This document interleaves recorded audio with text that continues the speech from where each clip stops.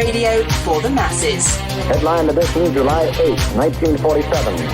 The Army Air Forces has announced that a flying disc has been found and is now in the possession of the Army. If the game is rigged, change the game. Game changer.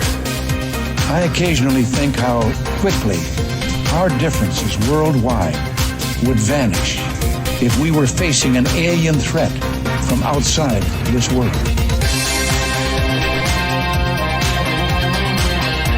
This is Fade to Black with your host, Jimmy Church, on the Game Changer Radio Network and KGRA, the Global Radio Alliance. I need your help to get to the year 1985. You are listening to Fade to Black with Jimmy Church on the Game Changer Network.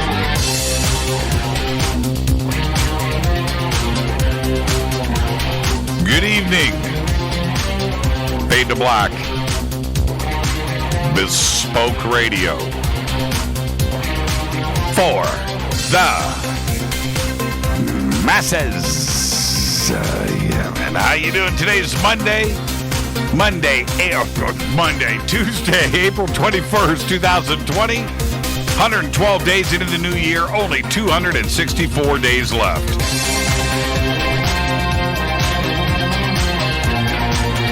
We are live from a bunker somewhere in the middle of beautiful downtown Burbank, California.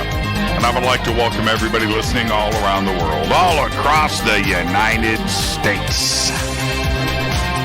Hither and thither, to and fro, back and forth, up and down, east and west, north and south, far and near.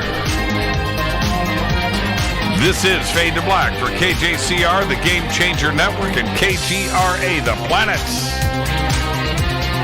I'm your host, Jimmy Church. What's cracking, everybody? How you doing? How you doing? Right. Tonight, very special guest, Dr. Manu Seyfzadeh. That's right. He joins us. We are going to be talking about ancient Egypt tonight. Every angle. More on that in just a minute. Tomorrow night, continuing our Big Brain Week. Adam Curry here tomorrow night. We're going to talk about physics, entanglement, communication. Yeah, I'm going to get some health in tomorrow night, too, with Adam. So that's going down tomorrow night. Thursday night's another Fader night, and we will be giving away 4 Fade to Black memberships to those in need and who are staying at home. The call-in number is 747-228-2051. Open lines on Thursday. You can follow me on Twitter at JChurchRadio. Simple, right? At JChurchRadio. Join the conversation. Hashtag F2B is the sandbox. It's already lighting up, and the action is there. Any questions or comments tonight for myself or Dr. Seyfzadeh, hashtag F2BQ. Okay, and we have 2 chat rooms open, Spreaker and KGRA The Planet. And, of course, we are streaming live over on Facebook, YouTube, and Twitter. Yeah, Twitter. And TuneIn, and iHeartRadio, and KGRA The Planet, and, of course, TalkStream Live. So, hello to everybody out there that is tuning in. And a couple of things. Did you catch the little live stream I did for Disclosure Fest earlier today with Dr. Stephen Greer? That was a whole lot of fun. And don't get to do live video. Well, this is live video, but that was like a split screen thing. That was pretty cool. I never get to see the guests, and that was a whole lot of fun. And if you didn't get a chance to check it out, I'm sure it is over on his YouTube channel. You can go check out the replay. All right? You can email throughout the show, jimmy@jimmychurchradio.com. And now, I've been debating whether to mention this today, but I think I'm going to, as a PSA. I didn't post it. I didn't mention it. But our daughter, Deanna, scheduled a coronavirus test for me today. and drive-through, by the way, drive-through test. And I went and did it. I did it because she wanted me to do it, just to, do our thing and to double check on things. Obviously, I don't have results yet. But that wasn't the interesting part of what was going on. I didn't know. I was picturing in my mind maybe, 10 cars, something like that, 10, 20 cars, and pull in, do your thing, and get out. It wasn't that kind of party. It was a lot of cars. And it took me 45 minutes from beginning to end, right? Pull in the back, and 2 lanes, two testing tents, just winding through cones. It was pretty nuts. It was pretty nuts to see that. That's not what I expected. I didn't think at this point of things, I didn't know how much testing would be going on, but that was pretty extraordinary. I don't know how many testing sites they have here in Los Angeles. This was here in the Valley, and it was packed. Yeah. Pretty strange. I took some pictures. I don't know if I want to post them or anything like that, but I'm, just taking pictures of the cars and things. I don't know. It's private stuff, right? All right. So maybe I shouldn't post that. Not private with me. I just told the world about it. I'm talking about the other people that are there. So that's why I didn't post it. I did take a picture of the testing kit, which was interesting. I did. I took a picture of that, and that I can post, and I'm holding it up, and it's a plastic bag, Ziploc, about this big, with a big biohazard logo on it. It says biohazard, and with the stuff in it, it's got a swab and the little test tube thing that you put the swab in when you're done. But that was pretty bizarre. And this is my point for the whole thing. Just watching this go down and why I am there, right? I mean, the purpose of my visit to this, straight out of a movie. They, okay. This is how much of a movie happened. I didn't even tell Rita about this. They do not approach your car. Okay, everybody's at a distance, right? They're talking to you 6, 8, 10 feet away with a glass wall. You can only roll your window down halfway. I've got my mask on. I've got gloves and all of this. So does everybody else. But anyway, everybody's got their biohazard gear on and this thing. And so that was, the distancing was for real, right? So anyway, I pull up, and the guy that brings you the testing kit has got it on. He's got this like claw thing, right, that you pick stuff up with, but from like 10 feet away, and he puts the testing kit on the hands, extends it out like 10 feet, and it comes into your car. And then he pushes the handle, and the thing lets go. And I'm like, wow, this is right out of the movies. I do the thing, and I split, and I'm just driving away.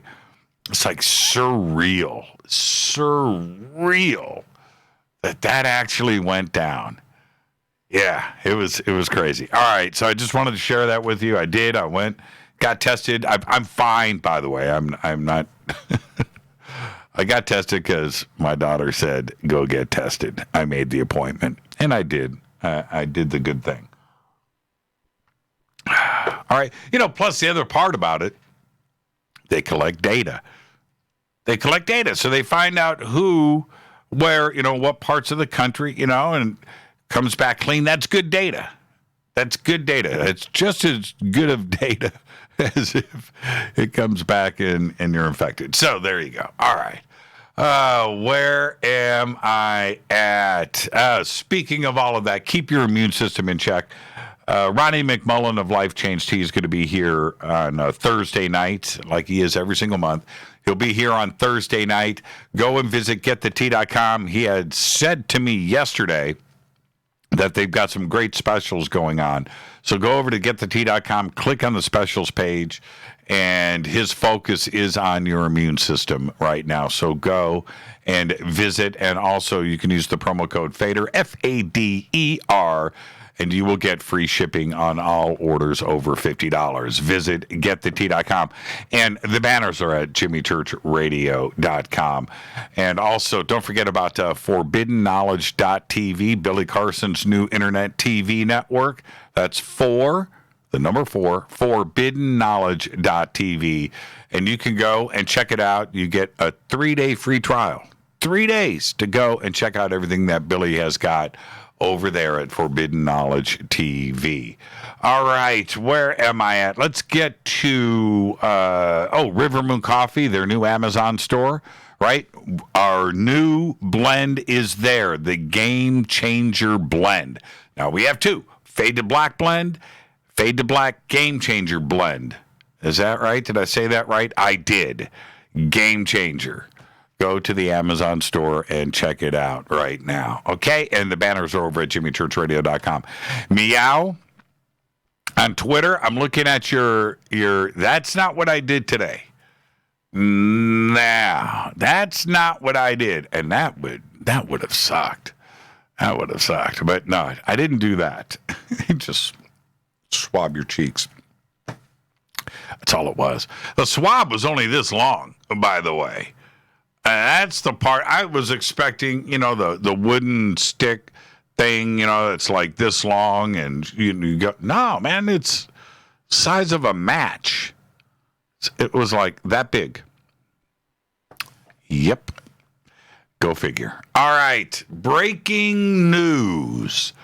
The New York Police Department said it arrested 38 people yesterday after officers found them smoking marijuana, the Mary Jane, and in possession of various marijuana products as part of a 420 party in Manhattan, New York City. Police said a patrol car was flagged down by a concerned citizen after they reported that they saw several people entering an empty commercial building in Midtown Manhattan. Now, several officers went to investigate the commercial building to see if this was violating the state's lockdown order, banning large gatherings amid the coronavirus pandemic, and reportedly smelled the Mary Jane, pot, marijuana. The officers then discovered 38 people on the 3rd floor of the building in a smoke-filled room. That's right, on 420. Officers say, this is according to the police report, they found large bags of marijuana, they found bongs, wrapping papers, Doritos, coolers full of iced soft drinks, a large stash of Reese's peanut butter cups, and a case of Hostess apple pies. All of this in the police report. All the attendees were given a summons for criminal trespassing. 5 were given a summons for marijuana possession, and 2 were cited for possession of non-frosted strawberry Pop-Tarts without a toaster. That's right. And it all went down yesterday at 420. You think I'm making light of this? Listen. Everybody knows you can't go into an empty commercial building in Manhattan and smoke pot and carry non-frosted strawberry Pop-Tarts without a toaster. That's a civil violation. That breaks some civil codes. I'm just saying. Queen Elizabeth II spent her birthday today having video chats with family and working as she turned 94 years old without the usual gun salute. The UK would normally mark the occasion with blank rounds fired from artillery at the Tower of London, in Hyde Park, and Windsor Great Park, but the Queen canceled everything and decided to stay at home and have a party on Zoom. And this story was vetted. And so were the non-frosted strawberry Pop-Tarts, by the way. Peanut butter cups. A unique engraving of a dancing human has been found that was carved on a burial slab in the Natufian Cemetery in northern Israel. Now, check this out. Did you hear what I just said? The slab was laying over the remains of several individuals dating from 14,000 to 12,000 years ago. All of that based on radiocarbon analysis of several of the skeletons. This may be the oldest gravestone ever found. You should check it out, too. I'm trying to think about this. 14,000 years ago, Stone Age man, allegedly, right? We'll be talking about this tonight with Manu. Stone Age man didn't do these kinds of things like burials, cemeteries, gravestones. How about gravestones with your picture carved on it? Think about that. That's crazy, and that is big news. The Starworks UFOs and Artificial Intelligence Conference in Laughlin, Nevada is on November 5th through the 8th at the Aquarius Hotel and Casino in Laughlin, Nevada. For tickets and info, just go to starworksusa.com. And the banners are over at jimmychurchradio.com. Go click, get your tickets and info, because I'm going to be there. I'm going to host. I'm going to speak. Rita's going to be there. The entire Fade to Black crew is going to be there. All right, starworksusa.com. Now, today, I hosted the live stream for Disclosure Fest with Dr. Stephen Greer earlier today. I mentioned today, I'm going to mention it again. You must visit disclosurefest.org for all of the information. It is scheduled for June 20th. That is a Saturday. Last year, we had 20,000 attendees. It is a huge event and so much fun. This year, we were expecting more. But coronavirus kind of stepped in, so we are not too sure. But the city and the state at this point say that the event can go on. You're going to want to go. It is a free event, disclosurefest.org. If we have to move the date and we move it into August, we will let you know. We'll let you know right here and over at disclosurefest.org. Now, happy birthday to today, Iggy Pop. Is 73. Cold Metal. Man, that's a good song. Rob Riggle today, one of the funniest guys I know, is 50 years old. He was in The Hangover. He was great. And The Cure's Robert Smith, I can't believe I'm going to say this, today is 61 years old. Love me some Cure. On this day in history, 2016, Prince is found dead in Paisley Park, his Minnesota home and recording studio. Fader fact. Here you go. Simonetta De Pippo, that's her name, is the current director of the United Nations Office for Outer Space Affairs. She's the ambassador, and she is the designated person to act as ambassador to extraterrestrials when they arrive. That's right. And that is your fader fact. Simonetta De Pippo. That's D-I Pippo. P-I-P-P-O. People. Simonetta De Pippo. I wonder if she's made contact already, right? In the secure room at the United Nations. Makes you wonder how that goes down. What does she study? What kind of paperwork do they give her? What's the research, right? What is she doing all day long? I'm just saying. Tonight, very special guest, Dr. Manu Seyfzadeh. He's listening right now. He's like, man, church. Dr. Manu Seyfzadeh is here, and we are going to be talking about ancient Egypt tech. And we are going to... Now, we've got some things that we need to discuss tonight. I'm going to get on to one of my favorite subjects right now. And before I do, Dr. Manu Seyfzadeh. That's right. Tonight. I'm in a great mood. I swabbed today. One of my favorite scenes is when I drink River Moon coffee. That's right. No, that's not one of my favorite scenes. And that is the best scene, though. One of my favorite scenes in any movie is the beginning of Stargate. That's right. When Professor Daniel Jackson, played by James Spader, such a great movie. In the beginning, he is giving his presentation about the Great Pyramid in Egypt. He's at a museum. He's got a packed audience in front of him. Everybody's listening. And he starts to take some questions. And he goes through. He's dropping all the names, right? He's doing his thing. Well, someone raises their hand, asks Spader, says, well, if Khufu didn't build the Great Pyramid, who did? And Spader stumbles. I don't know, is what he says. Everybody gets up and walks out. And Spader's like, what, is it lunch break? Is it a lunch break? And it's a perfect scene because it's the one question that everybody wants an answer to, including myself, right? So many presentations, so many documentaries over the years do exactly what Roland Emmerich did in that scene with Spader.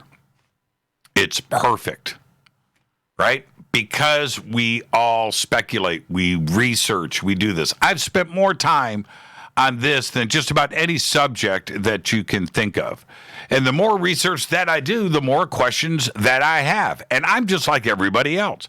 You can go and get your books on ancient Egypt. You can watch the documentaries. You can do whatever you want to do. Listen to the lectures at the conferences. And everything leads up to a certain point. And as an audience member, as somebody that's doing research and somebody that is casually investigating these subjects, the more that you find out, the more questions that you have. It's really that simple. There are a few points to this that for me have confounded me and why they aren't addressed by our community. Egyptologists are going to leave it alone. They're not going to go there. They got to play the safe card. But our community, there's a few questions. And one of them, it's a fundamental thing, so fundamental, is that Egyptologists will point to the Great Pyramid and speak about 10,000 or 20,000 workers that camped out, had built a town right there, and built the pyramid over 20 years. And that's how they got it done. Right? And one block every 2 minutes. Okay, all right. Leave all of that alone. When they make that statement, they leave out some crucial things. And one of the main points is, and you only have to go back and do a little bit of research, is I went back and tried to find out the population of Egypt during that period of 3,000 to 2,500 BC. You can stop and start the conversation right there. Because based on the numbers that Egyptologists have given us, and there are two crucial ones. One, how many people built the Great Pyramid? Their guess is between 10 and 20,000, right? Okay? The other fact that is published by them is how many pyramids were built during this time period. That time period is about 150 years. The amount of pyramids and megalithic sites that were built during this period, numbers of about 75 sites and about 25 pyramids. That's 25 ginormous, gigantic pyramids over a 150-year period. Now, you do the math on that, okay? It's a pyramid every 4 years. And if you stop in 5 years, 4 years, 3 years, if you buy the dating that they give you. Now, let's stop for a second and think about what they are suggesting. If you go back with just thinking about that for a second, that means they had 10 or 20,000 people moving around the desert for 150 years, only building pyramids. Not the Great Pyramid, all of them. Now, what's the population of Egypt? Population of Egypt during this period at 3000 BC was between 150 and 250,000 people. And as you move down the timeline and you get closer to, and you get to 2750 BC, 2700 BC, it's kicking up 300,000, but it's a flat line. You get to 2500 BC and you're kissing 500,000 people. So that says to me, now remember, that's all of Egypt. That's from the Mediterranean all the way down to the start of the Nile in Ethiopia. That's the entire Nile Valley, all the way. Now think about that for a second. What that says is every person in Egypt was building a pyramid. Nobody else was doing anything. I got a problem with that. I got a serious problem. The 150-year period building 25 pyramids, and I'm talking about the Red Pyramid, right? The Step Pyramid. Those are all, every pyramid. There's a lot of them.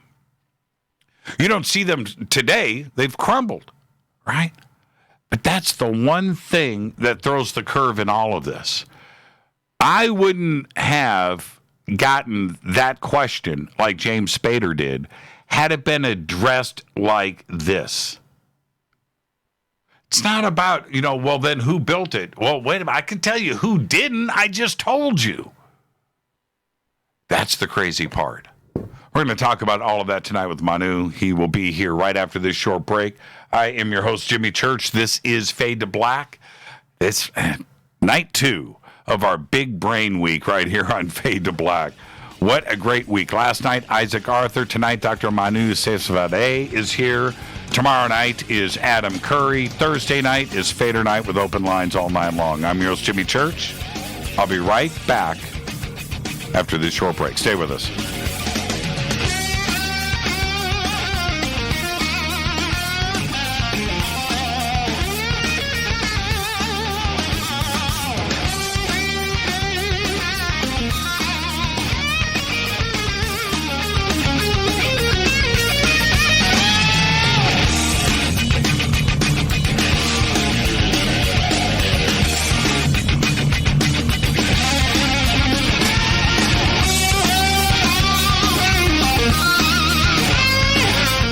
This is Nicole Church, daughter of you-know-who, and you're listening to Fade to Black on JimmyChurchRadio.com and the Game Changer Network.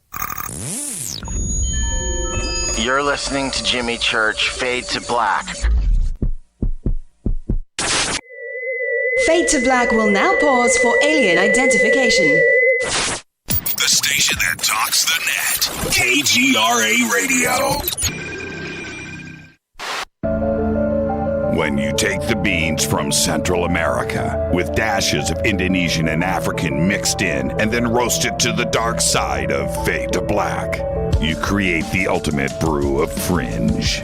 Introducing the Fade to Black blend from Rivermoon Coffee. Yes, Rivermoon's darkest customized roast was created for the love of Fade to Black. The alchemy of masterful roasting and smoking the beans is in every sip of this full-bodied, dark Java. I need my coffee dark, deep, with distinct bittersweet chocolate highlights, just like the bunker. Leaning further into the darkness of the roast is Fade to Black Blend from River Moon Coffee. Just click on the banner at jimmychurchradio.com and use the promo code F2BBLEND for 15% off of your order today. Go Beckley Teppy. This is Jimmy Church of Fade to Black, and you can get our podcast for just $2 per month. All you have to do is click on the podcast banner over at jimmychurchradio.com.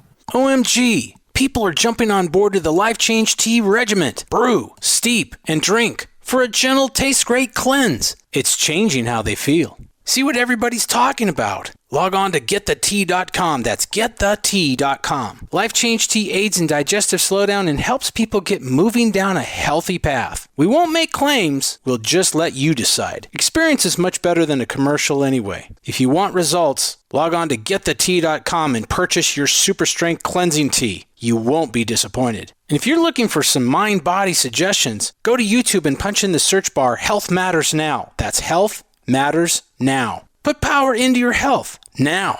So, getthetea.com. That's getthetea.com for super strength tea. And YouTube, Health Matters Now. That's Health Matters Now for valuable suggestions. Getthetea.com. The tea that makes you go. 9 out of 10 geneticists agree. Fade to Black is not your father's radio show. On the Game Changer Radio Network and KGRA, The Planet. Hi, this is Rob Reiner from Anvil, and you're listening to JimmyChurchRadio.com. What's up? I'm Chris. What up? This is Kyle Massey, and you're listening to Jimmy Church Radio.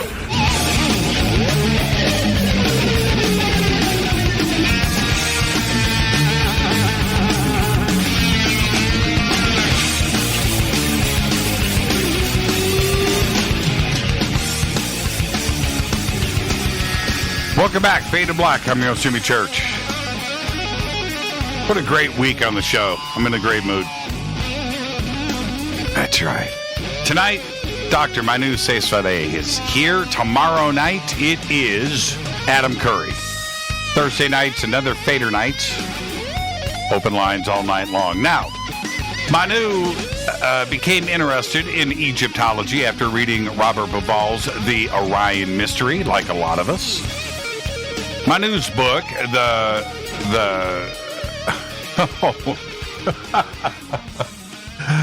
oh man, the Khnum-Re-Horakhty Cycle. I hope Horakhty. Say it for me, Manu. Horakhty. Horakhty. Horakhty. See, you do things correctly. The idea behind the architectural design of Khufu's Great Pyramid deciphers the timing of the most sacred celestial objects observed by the ancient Egyptians. First became geometry, and then the core design of the most famous monument in the world. The conclusion is unmistakable. Manu has also co-authored articles with Robert Schoch and Robert Bauval, where they explore the true origin of the Great Sphinx. More on that in just a bit tonight. A quest that led them all to yet another ancient Egyptian creation story and the code that started it all.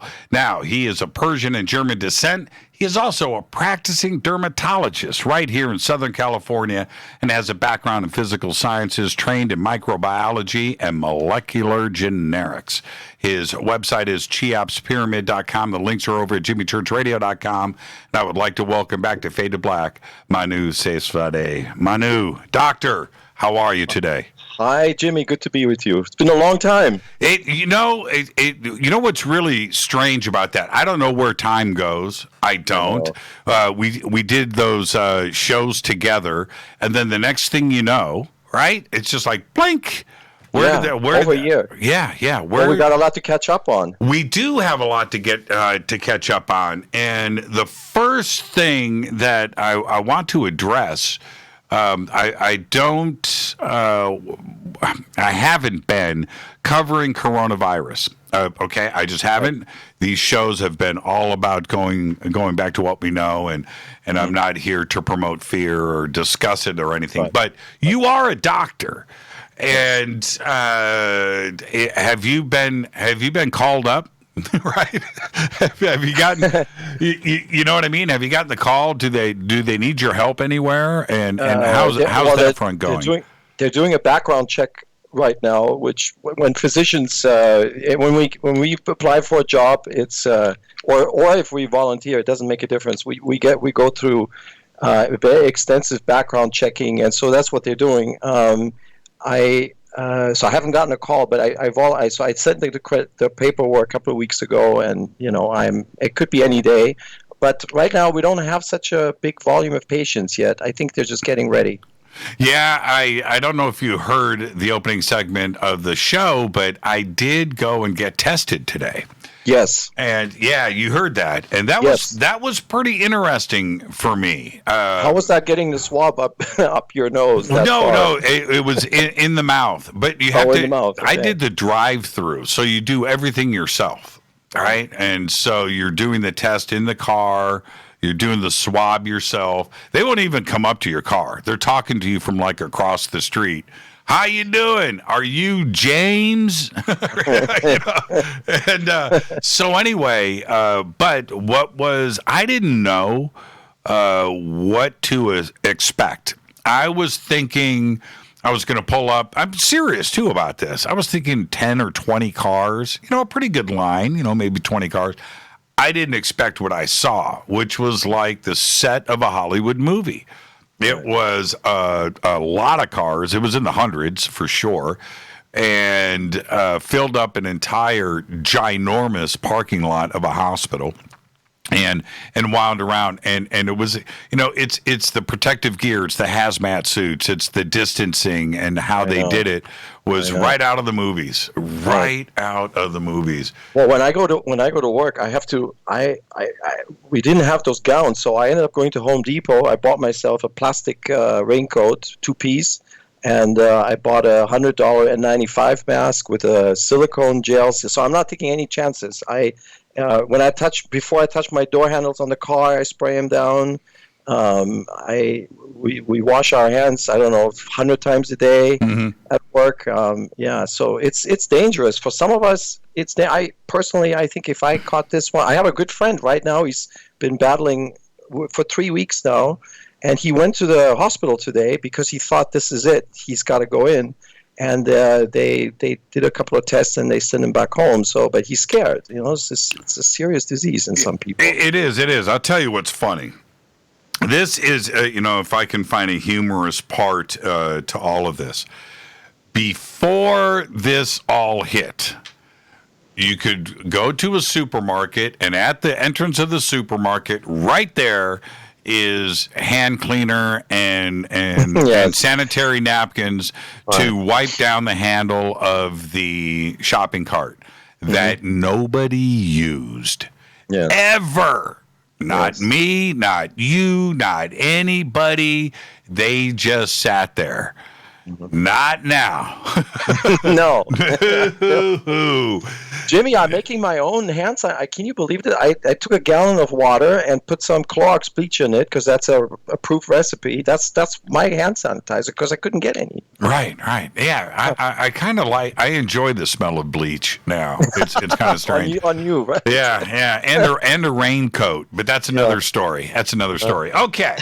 All right, let's get straight to it. Since you were listening earlier, that opening scene of Stargate, that scene with James Spader is so well presented, and I invite anybody out there. It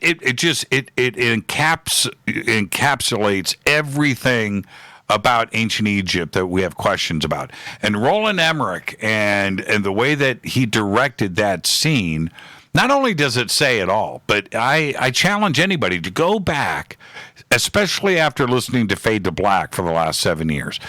Go back and watch that scene again and listen to the names, what he says about languages. He talks about Orion. He mentions a lot of different things, Spader, in that short time span, including the relieving chambers above the king's chamber and the graffiti. All of that is in there. It's so well done.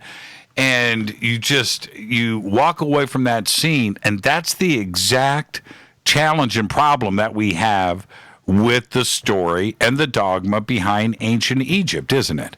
That's exactly right. Yeah, we still have these two big categories of problems. We had the one that you touched on is exactly right. You nailed it. The economy of building the pyramids. That's it's still a big question. Yeah, they've come up with estimates for people, numbers of people, but you're right. That's how you have to approach it. So there's the tech. The big subjects are how was the granite cut, and of course Chris Dunn. That's his territory. So he's done a lot of research in that topic. And then the second big question is how were the blocks lifted to the top portion of the pyramid. So we thought we had maybe this internal ramp from Jean-Pierre Houdin, but the most recent muon data, I have to tell you, it doesn't look that great. It's possible that the corridors flipped, they just weren't detected. The technique is not that sensitive.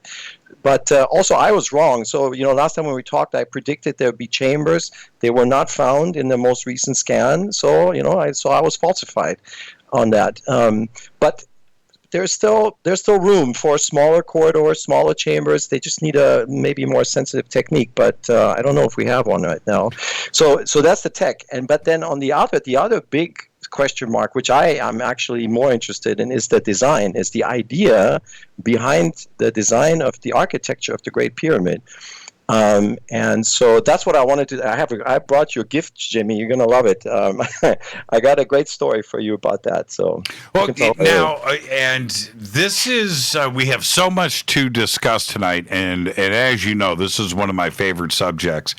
And the more that I explore this subject, and look, going back to the great John Anthony West and Robert Schoch and their original research, and you go back to 1992, 93, 94, and Bauval, and of course, Graham Hancock, and all of this research that was going on back then.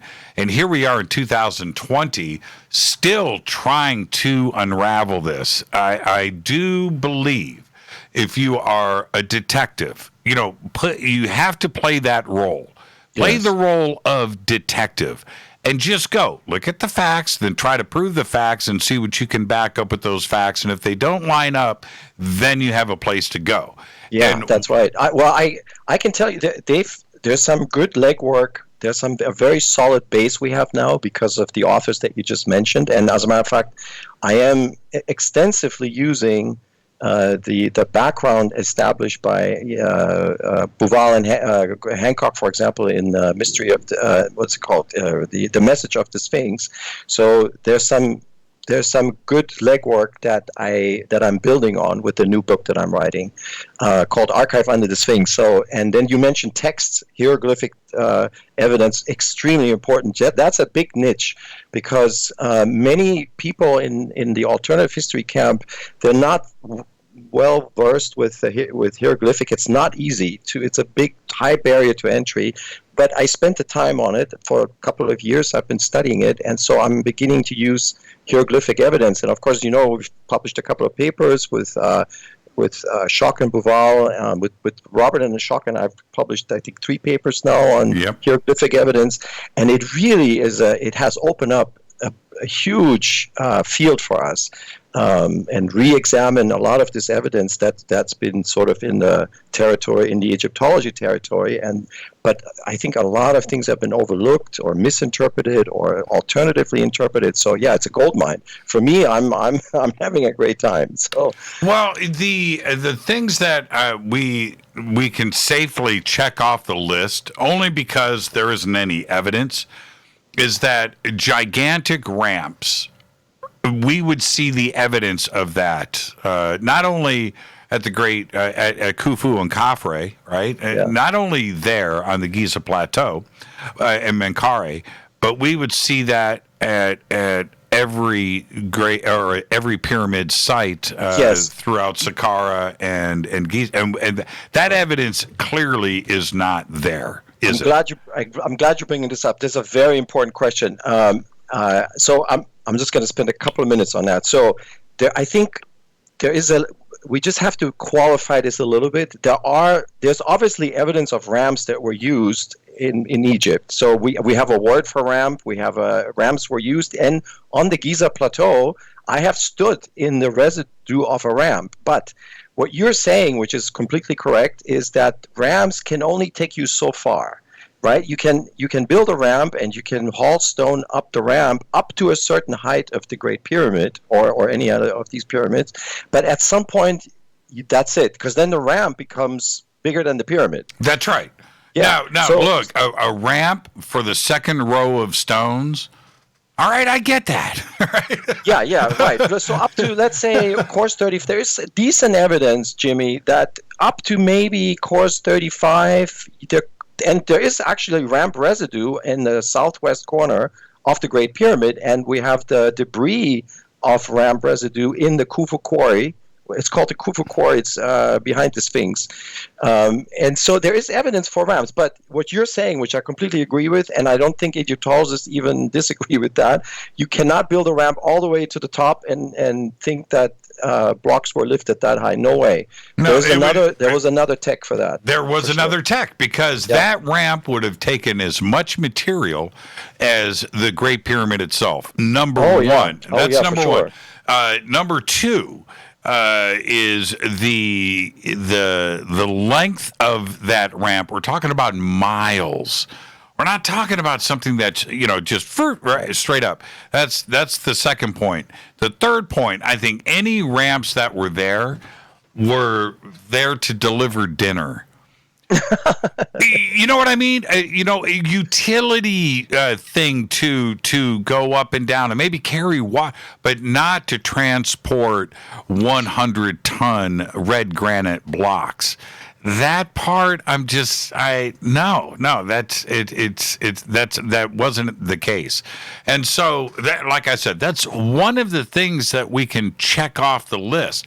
It brings up more questions, certainly. Yeah. But that is one that I'm pretty safe about saying, you know what? No, they didn't build ramps. And before somebody says, okay, well, then what did they use? Well, okay, we can discuss that.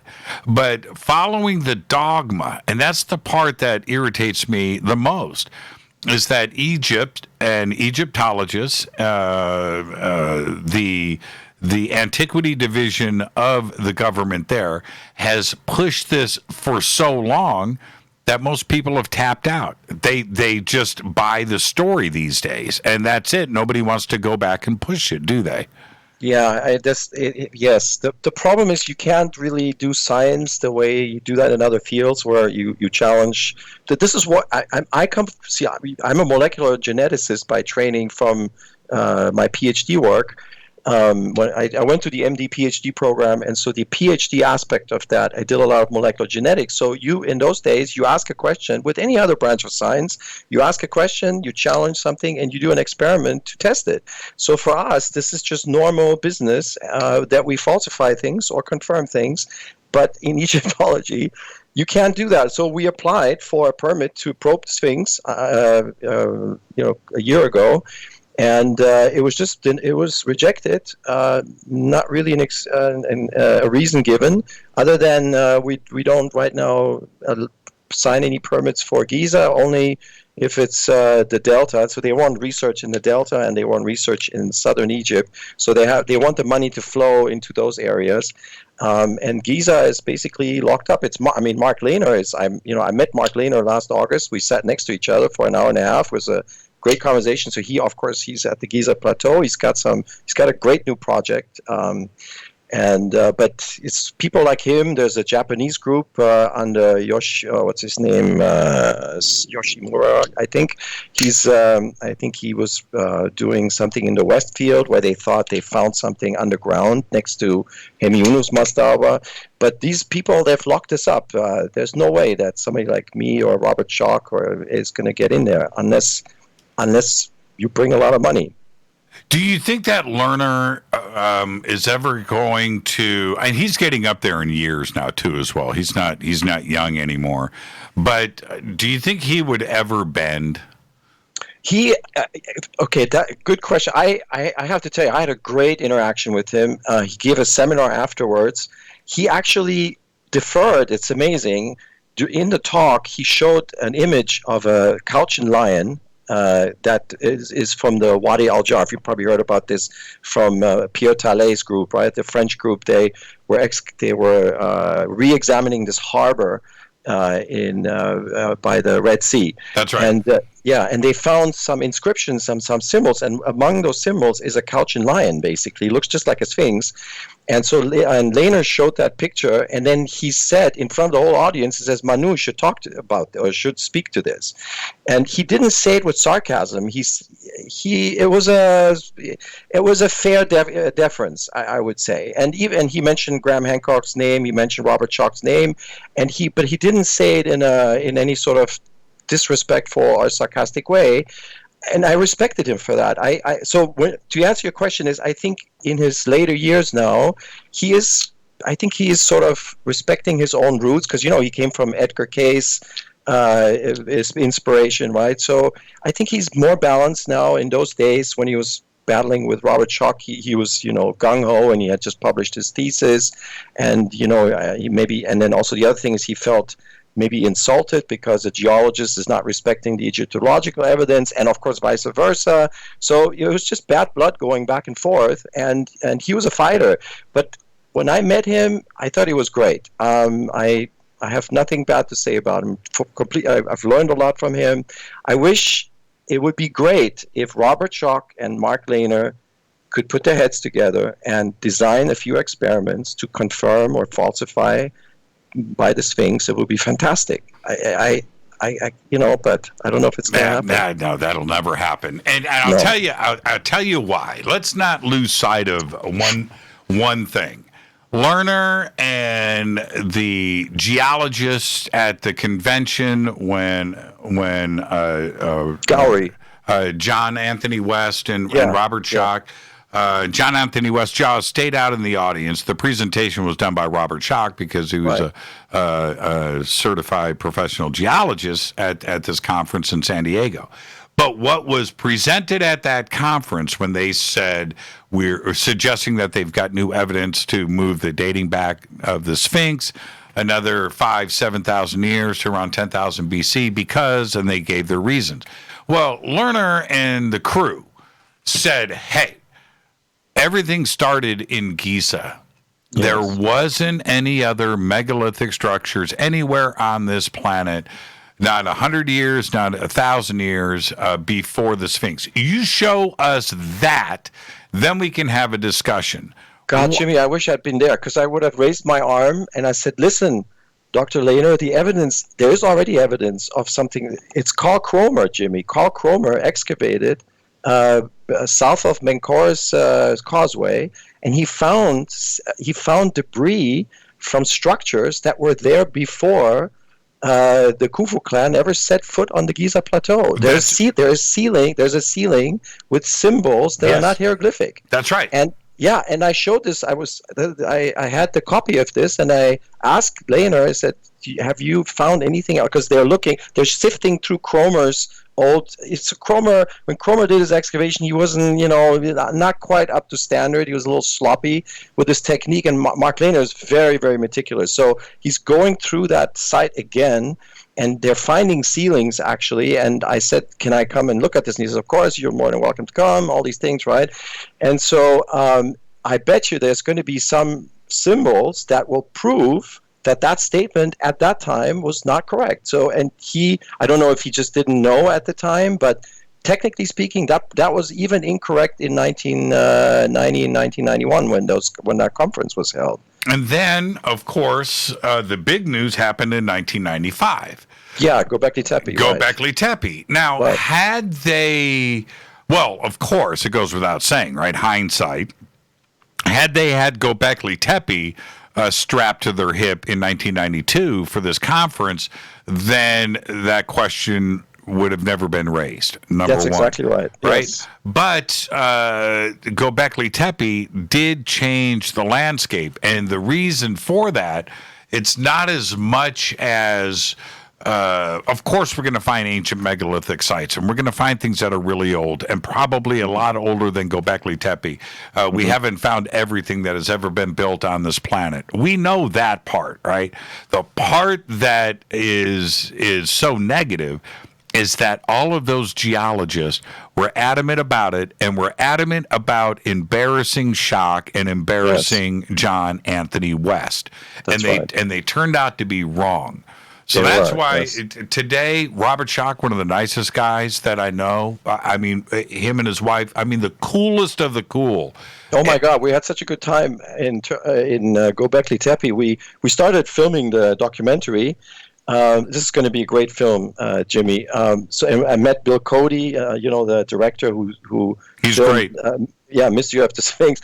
It was so cool. We were sitting, for dinner, and then you hear all these behind the scenes stories from 25 years ago with Charlton Heston, and it was just it was great. And so we started filming, and I had never been to Göbekli Tepe, and it's a great honor to be introduced by Robert Schoch himself. So we were filming as we were walking up, and we're having a conversation about the site, and they're filming while we're walking up. And this is the first time that I am seeing this firsthand. Can you imagine? Yeah. So what was that like, Manu? What was that like? You mean the site? Yeah, walking up for the first time. Yeah, my jaw dropped. I mean, of course, we published a paper about the symbols, but it's it's a little bit. It's not the same, obviously, right? But when I walked up, it took me a few seconds just to kind of stop gasping, and then Robert took. They have sort of this walkway now. It's elevated up higher, so you can't really walk through the site like before. And we walked around, and then I just had to take this in for a while. The three-dimensional aspect of this is something that pictures, no way a picture will do this justice, because some of these enclosures are at a lower level. For example, enclosure C, which has where the symbol predominance is the boar. That it's lower set than enclosure D, which is the oldest one, and that's behind it on the north side. And they all have their own levels, and it's an interesting. Even that is sort of like a terrace arrangement. And the whole time we were filming, and then we had a conversation about. We started talking about enclosure D. So it was very freezing cold, but. And then one of the governors from one of the Turkish city governments came, and then he was on film, and we started talking with him, and so it was a great day, Jimmy. You should have been there. I need to take a break right here, and I called Robert and Katie. Yes. And I didn't get a reply back, so then I texted, and he wrote me back and goes. He's like, Church, I'm at Göbekli Tepe, man. Don't be angry. I'm out here. I was like, oh, man, because he knows. I mean, I think everybody knows the passion that I have for Göbekli Tepe. Let's take our break right here. Okay. Dr. Manu Seyfzadeh is here. We will be back after this short break. Tonight, we are talking ancient Egypt, the Great Pyramid, Giza, and ancient Egyptian technology. And there you go. We'll be right back after this short break. Stay with us.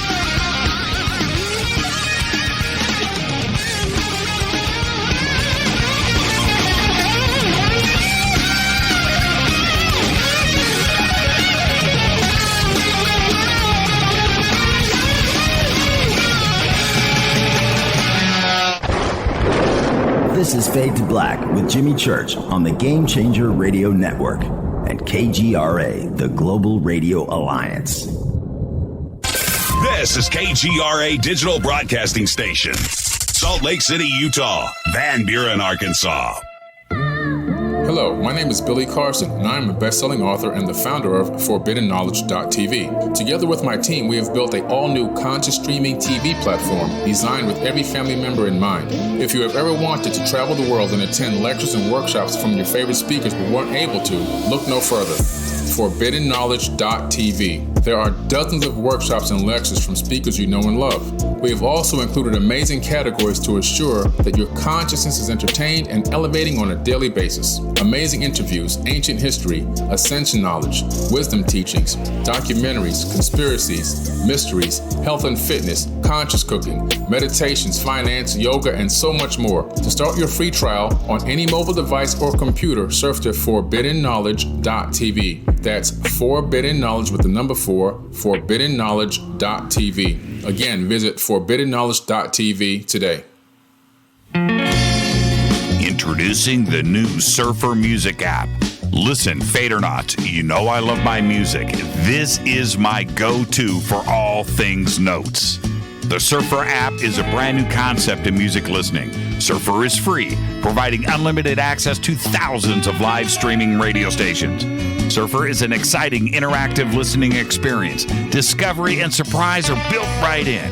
Surfer is your destination to discover and rediscover great live streaming music. It features high-quality audio streams, free access to music from thousands of live streaming radio stations, unlimited listening, unlimited skipping. You get a music visualizer, and you can also select your favorite channels. Get it at the Apple App Store or Google Play. Just search Surfer Music or click on the Surfer banner at jimmychurchradio.com. Go Beckley Teppy. Okay, nurse, let's get this man to the ER stat. Right away, doctor. We see this every day. Heart attack or angina pain due to blocked and clogged arteries. Chelation can remove obstructions or blockages from arteries and help avoid painful and expensive surgery. Now there's Angioprim. It's a liquid oral chelation product that you take with juice. You start to feel the results fast. Angioprim increases blood flow all over the body, and that means more energy and strength to take on the day with less aches and pains. 60 years of research has gone into chelation, and Angioprim is the result. A safe and easy way to unblock your veins and arteries from buildup that slow circulation. Paging Dr. Jones. Please report to the emergency room right away. Log on now to angioprim.com. That's ANGIOPRIM.com. Or to speak with a trained consultant. Give Angioprim a call at 954-882-7221. That's 954-882-7221. Hello, I'm Katie, and you're listening to my main man, Jimmy Church, on jimmychurchradio.com. Hi, this is Ray Hobbs here, repping the planet, and you're listening to my good friend, Jimmy Church, Fade to Black, on the Game Changer Network and the KGRA digital broadcast station. This is Toby Kebbell. You're listening to jimmychurchradio.com. Don't hurt me, Jimmy.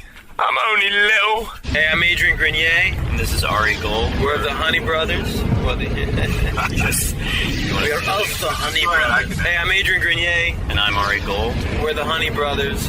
And you're listening to Jimmy Church. The Revolution. This is Jimmy Church of Fade to Black, and you can become an official Fadernaut by just going to our membership section at jimmychurchradio.com. Hello, this is Serena Wright Taylor from Conscious Life Expo, and you're listening to Fade to Black with Jimmy Church, who holds the Lucky Pony record for the best astrological chart since 1963. True story. This is Micah Hanks of the Gralien Report, and you're listening to Jimmy Church on Fade to Black, across the globe on the Game Changer Radio Network and the one and only KGRA Radio, The Planet.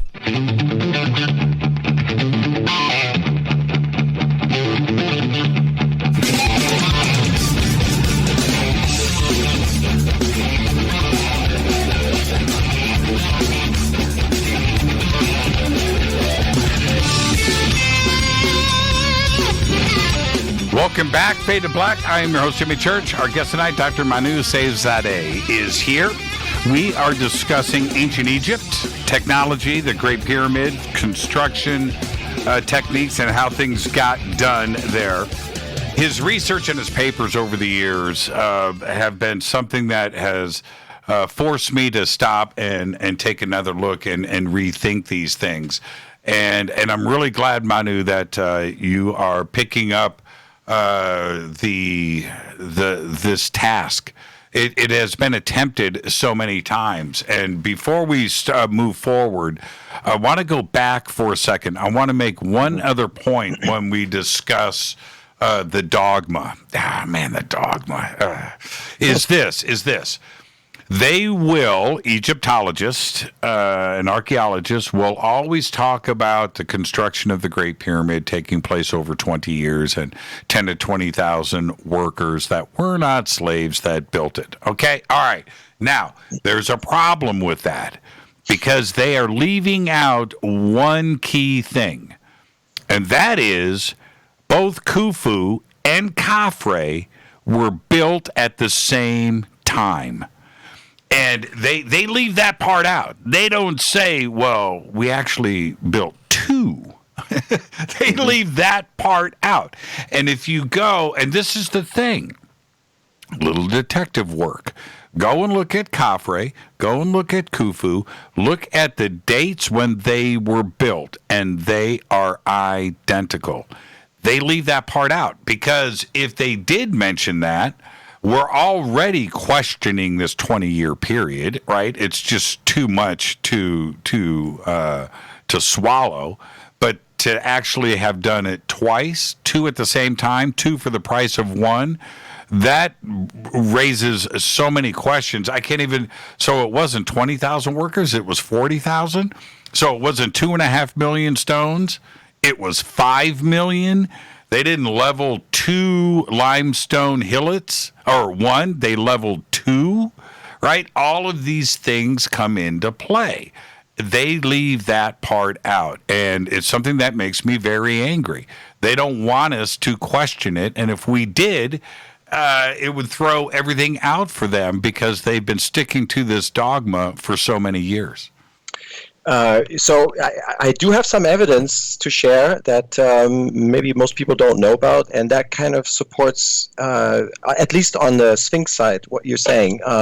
So this is Mark Lehner published his thesis, had his thesis put online a couple of years ago, and so I took a look. And so the interesting thing is, which I also didn't know, is that the Valley Temple was built in 3 phases, and as a matter of fact, the whole back section didn't exist in the beginning. It was just the front portion, where the 2 gates are, and then the T-shaped hall was built, and then in the 3rd phase, they built those huge block enclosure, right? And then they took away those blocks to expand the Sphinx Temple. So that doesn't make sense to. So it's to your point that it doesn't make sense that this was all planned in one big project because they changed it, right? They built it and then they tore part of it down to change things. So that's the first thing.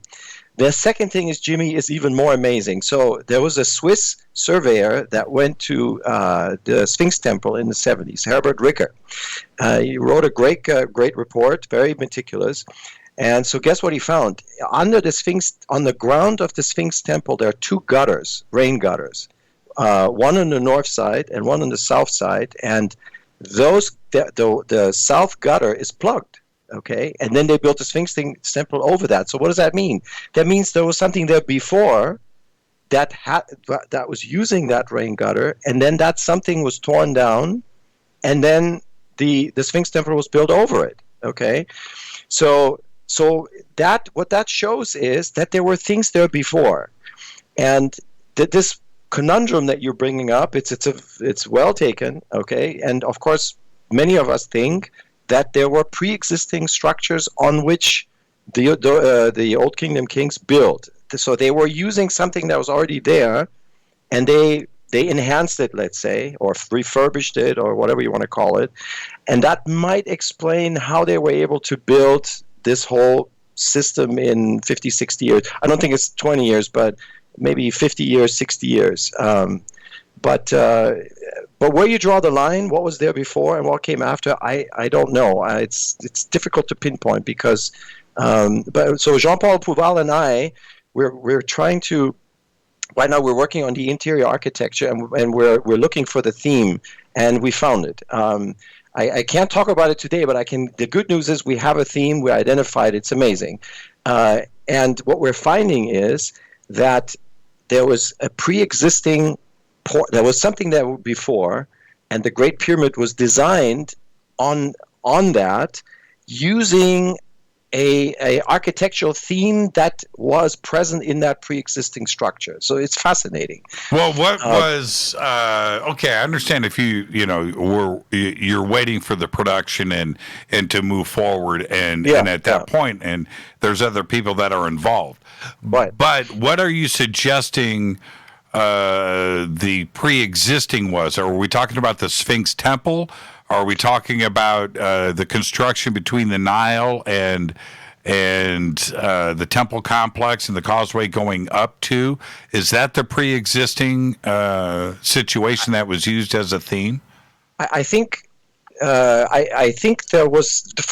there's definitely archaeological evidence that there was something before the Sphinx Temple came. Yes, and the Sphinx Temple, of course, we think is already prehistoric. Okay, so that means there was something prehistoric, right. This history sitting on that terrace. Now, here's a good example how Egyptologists have interpreted the sequence. So Mark Lehner was reasoning that they cut the terrace, right? The Sphinx Temple sits on a terrace. So what he's saying is they cut this terrace, and that terrace has a 90-degree angle with the northern wall of the Valley Temple. Okay, so what Lehner's reasoning is because there's a 90-degree angle, so one had to come before the other. And so in his model, the Valley Temple comes first, right? And then comes the Sphinx Temple. But you can argue the opposite way. You could say the terrace was cut and there was no Valley Temple at first. There was a structure sitting there, which is what these rain gutters were used for. And then that structure was torn down, and then the Sphinx Temple came, right? So, of course, I think what was there has to do with the archive, okay, which this is going to be the book. It's going to be a killer book, Jimmy. I have some amazing stuff that I found. So I am convinced at this point there was an archive there. There was something stored because I actually found something that was in there. Okay, so there was something there, and there may have been a shrine or some temple or something that was sitting on that terrace using those rain gutters, and then the next generation came. They tore that down, and they started building the Sphinx and the temples and everything. To ask a question directly, what about the causeway? I think the causeway, yes, there's a good chance that that's also older. And of course, if you read Origin of the Sphinx, so Bauval and Schoch saying that this whole complex was built together, but all of that in prehistory. So they're saying that the Pyramid Temple up higher, the causeway, the Valley Temple, the Sphinx Temple, and the Sphinx, all of those 5 structures, they were all built as a complex, but it happened Zep-Tepi, basically. That's what they're saying. And Andrew Collins said something to me once. He said, when you stand down in the southeast section of the Giza Plateau, south of the Great Sphinx, right, and you look at the construction of what is going on down there, he said, you can tell, it is obvious that is ancient. That is a whole nother time period than anything else that you can look at the Giza complex, which is already misdated. Right. He said, but when you go down there, you're looking at stuff, he says, Jimmy, it's got to be, 10,000, 12,000 years old. You can tell. This is what Schoch said, right? So when West brought him over, and Schoch looked at it, 2 minutes, he knew that those blocks in the Valley Temple, Sphinx Temple, and the Sphinx itself, and the erosion on the walls. This is not new. This is not Old Kingdom. And again, I have to emphasize this because many people don't know this, that Schoch, he didn't just come 2 minutes and said, "Oh yeah, this is water erosion, and so this had to be rain from 10,000 BC." He actually corroborated this impression with seismic refraction data. So him and Thomas de Becky tapped out the ditch, the ground around the Sphinx, and they collected some very, very reliable data that measure the amount of erosion under the surface in the rock with time. So the more time passes, the more that rock erodes, and it has a seismic signature. Okay, and they had a control, and I mean it was really well done, and they covered all their ends and everything, and those data corroborate exactly the above ground impression that Schoch had initially, because he was in his late 30s. He was a little bit, maybe he didn't want to. He knew that what he was saying was outrageous, so to speak, right? So he was extremely conservative. He's saying, you know what, I'm going to date this to 7,000 BC. Conservatively, okay? But if you really analyze the data correctly, it's not a straight line, it's actually more it's called a logarithmic change. So it basically, the longer it goes, the smaller the increments, right? So that means it's actually older, okay? So, and when he comfortably interprets the data, you go back to 10,000 BC, and that's what the erosion says. So he had two different completely independent observations that corroborated this dating, and it was just dismissed. And I looked at the reasons why Egyptologists are trying to dismiss this. For example, they ignored the negative control on the Jimmy. When you go on the other side of the causeway, there are some rock-cut mastabas. They have exactly the same. I'm not a geologist, okay, but I looked at this with Robert. And Robert confirmed that we felt like those are the same rock layers as on the Sphinx side, and there's no vertical erosion on that side. Okay, it's and next time any of you or your listeners go to Egypt, ask a guard to take you to the mastaba of Kai. Okay, so you can see it with your own eyes, or go to Kenkawes mastaba and look at the rocks there, because that's all rock from the same. You can see the same rock from which the head of the Sphinx was carved, sitting on top of that formation. Mm-hmm. So you have obviously the same type of limestone, but it doesn't have any vertical erosion. So this is a perfect negative control, right? In science, you have a negative control, and then you have the experimental data, right? And because you have to have something to compare it to, and this is not out there, Jimmy. That's why I'm glad that we're having this conversation, because I want people to understand the power of the evidence that Schoch collected. Okay, it's not just that he read Schwaller de Lubitz, walked up 2 minutes. Oh yeah, this is right. No, it's not like that at all. Right. Yeah. And see, the thing is, back then, you're right. Schoch in his 30s, he didn't want to upset too many people. He tried to stay on the conservative. Today, he doesn't give a crap. No, he doesn't. And there's another part to this too. It's not like Robert, and I hope he's listening right now. It's not like Robert hasn't disagreed. Hi, with Robert his Katie. friends. Yeah, exactly. It's not like he hasn't disagreed with his fellow researchers out there, because he doesn't. If he doesn't see it, he'll just call it. And if he doesn't agree, it's because he bases it on his education and what he has learned and his experience. Yeah, he goes with the evidence. That's right.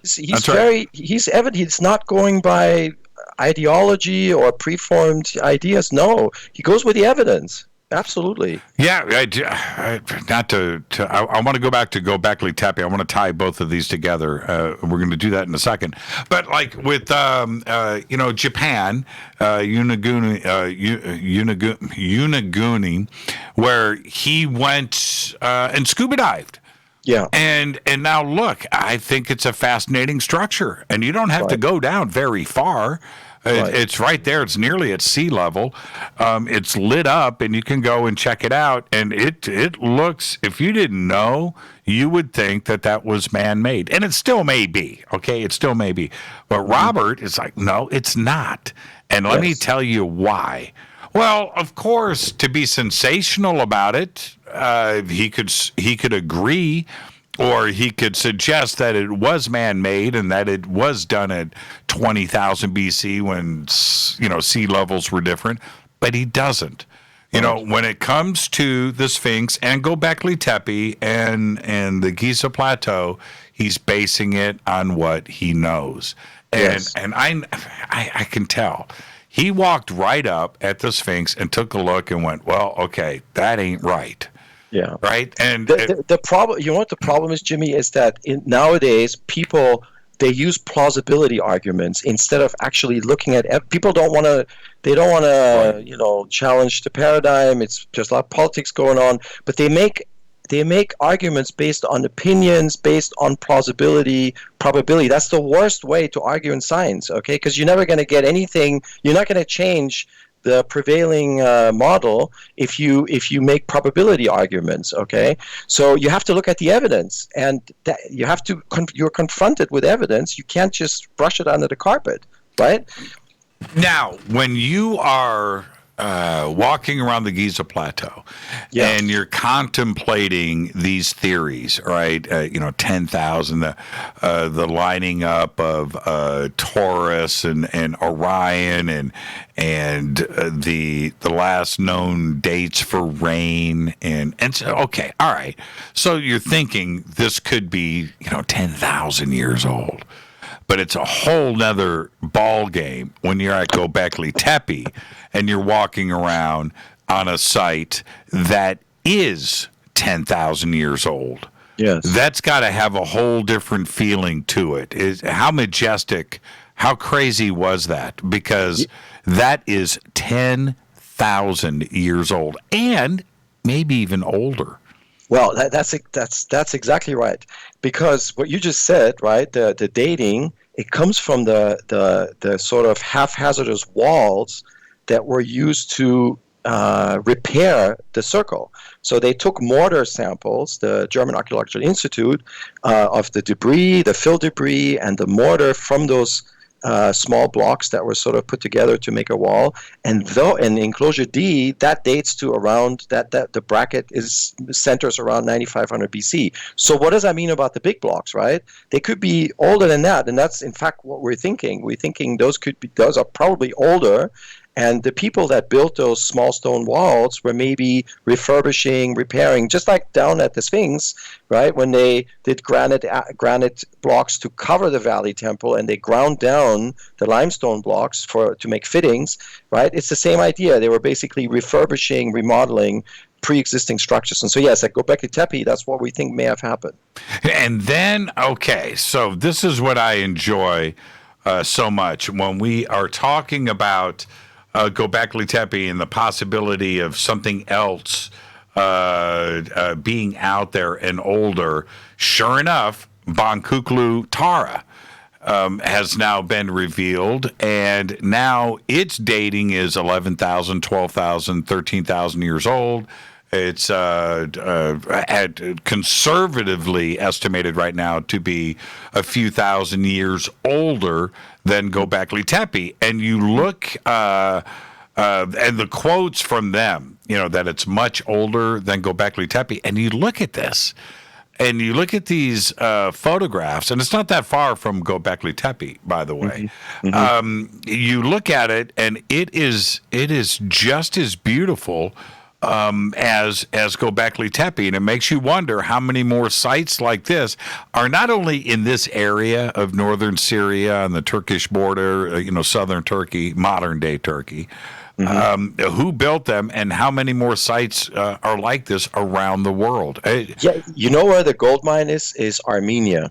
I know. That's it. That's the money. There's some amazing. I saw this report recently. You know where the map of Iran is? Looks like a cat, right? Yeah. So between the two ears that's on the left ear is where Yerevan is, right? Yep. And so if you go southeast down the head of the cat on the Armenia side, there is a cave. I think it's called Areni Cave, and in that cave, so they first of all they found the first leather shoe in history so far, in prehistory, a leather shoe. They found first skirt in history, and they found the oldest winemaking facility in that. I don't know if it's the same cave, but here's the interesting thing. In that cave, they had these jars, and inside of the jar were skulls. Okay. And of course, that skull cult was very widespread in that area. They were. Based on my understanding of Ian Hodder's interpretation, is that they had sort of like photographs of deceased, right? It's a memorabilia. We want to remember them after they pass away, and they were doing the same thing with skulls. They were plastering them, painting them, handing them around, and in this cave, they have these child-sized skulls inside of these containers. And it's reminiscent of the same culture as you had where the T-pillars are, right? And Navalichori and all these places. So there's a connection there. So I think it's a very important bridge, Armenia. That's, I think, where you're going to find the bridge between 10,000 BC, 12,000 Natufians, and then sort of the intermediate phase when you hit the Neolithic, pottery Neolithic, and then later the Bronze Age. That whole, there's still a gap, and that's, I think, Armenia is the key. Armenia is the key. Yeah. Last month, this hit the media. I spoke about it, and it just kind of went away. But the Armenian church in Venice, Italy, was gifted from Armenia a bronze sword. Mm-hmm. And so these gifts, they went to the University of Venice, and they were looking at these things, and so they're looking at their sword, and they went, wait a minute, this sword is made of pure bronze. Yes. And that doesn't make any sense because of what came later, right? Yes. They think that this is the oldest sword ever found. Yes. Now, this is what is key here. They know where the metal came from, right. And it was a gift from Armenia. But you bring up one of the best points. Göbekli Tepe, Bankuklu Tara, that region is not Turkey. That region is ancient Armenia. That's the Armenian highlands, right? Inscriptions that say that. Right. That is all Armenia, right? And without going into Karahunj and some of the other ancient sites that go from west to east all the way back to Yerevan and beyond, that is all Armenia. Today's modern-day Turkey has nothing to do with Göbekli Tepe. In Iran, there's an inscription by Dariush. Okay, it names Armenia specifically. Okay, on the Behistun inscription, and that's about 6th century BC. And then 600 years earlier than that, you have Shalmaneser, right, the Assyrian king, and he has an inscription referring to Uatu. I think it's called Uatu, right? The Bronze Age name. So he refers to that area as the Uatu culture, and of course that's the culture around Mount Ararat, right? And so so there's actually a name for it. So if there's a name for it, that means it was a kingdom or a land that was sort of united, right? So absolutely, it's Armenia. Yeah, and Karahunj. Now let's go back to the dating, because we're going to swing this back over to Giza. There's a method to my madness. Yes, Karahunj means Stonehenge in Armenian. Yes. And that site is dated at 7,000 BC. Mm-hmm. That site, which is a Stonehenge, not just like Stonehenge, but it's a stone circle that was with holes in the pillars to line up to look at stars and for astronomy.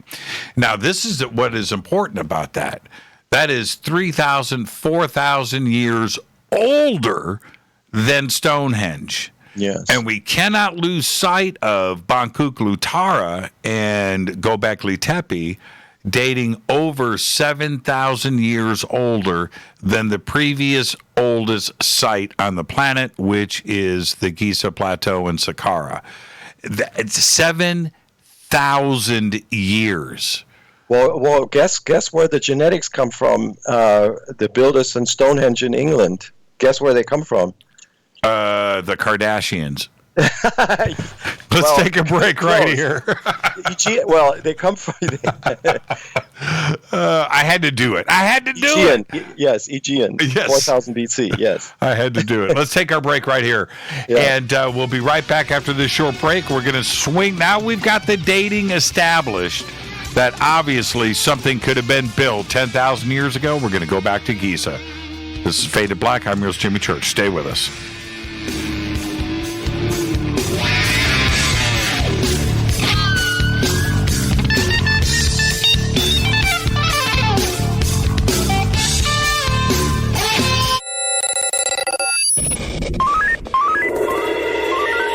Way out here. We listen to Jimmy Church. You're listening to Fade to Black. Always on the edge of the hottest alternative talk. Jimmy Church with Fade to Black. KGRARadio.com.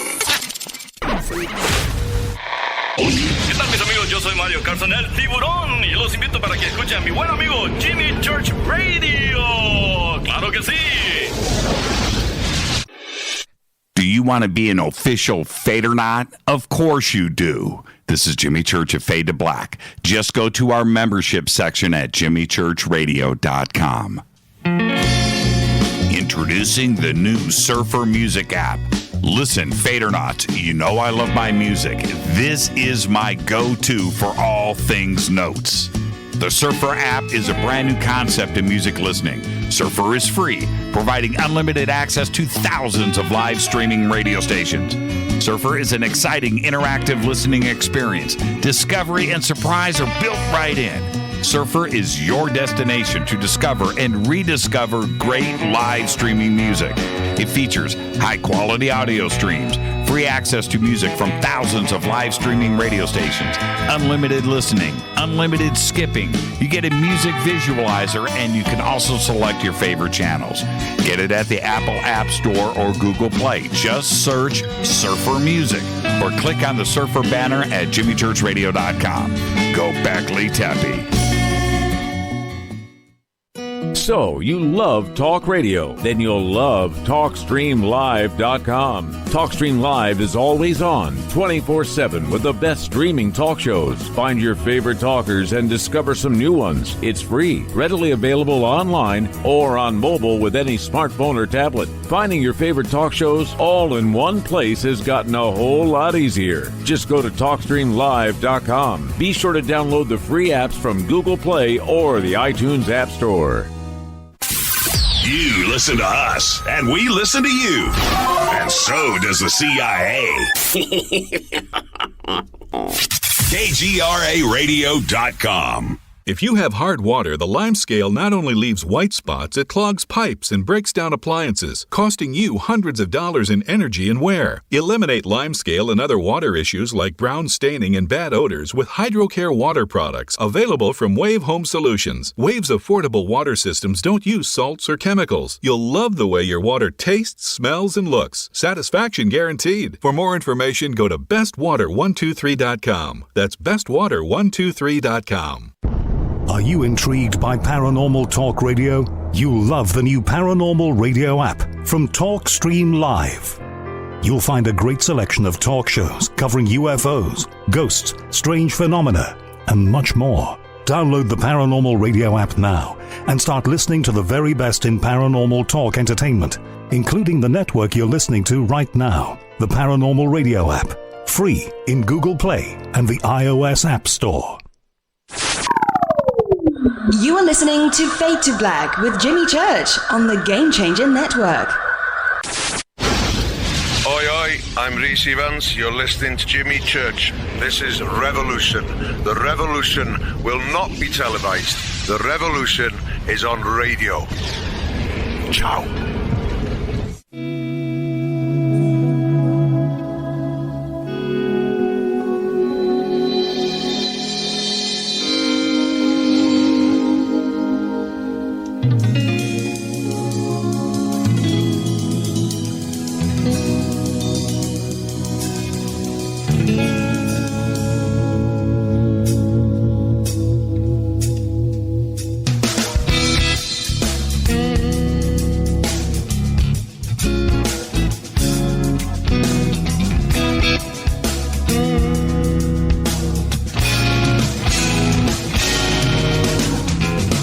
Welcome back, Fade to Black. I'm your host, Jimmy Church. Our guest tonight, Dr. Manu Seyfzadeh.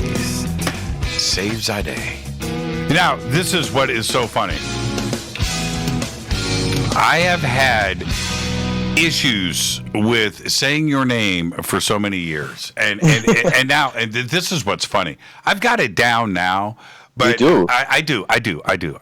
But man.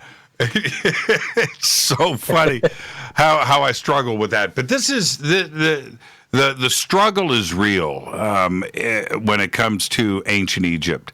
And going back to Stargate for a second, the reason why I think that scene is so important and so pivotal is that we can raise the questions. We can raise them. But when somebody wants the answer, right? Okay, but who did? And when? And we have to stop and go, well, we don't know. That's not what we want to hear. We've got to now start to get to these real answers. And a lot of it is speculation.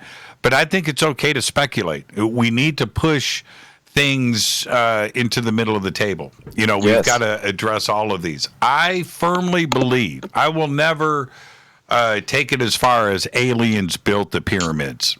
E.T. built the pyramid.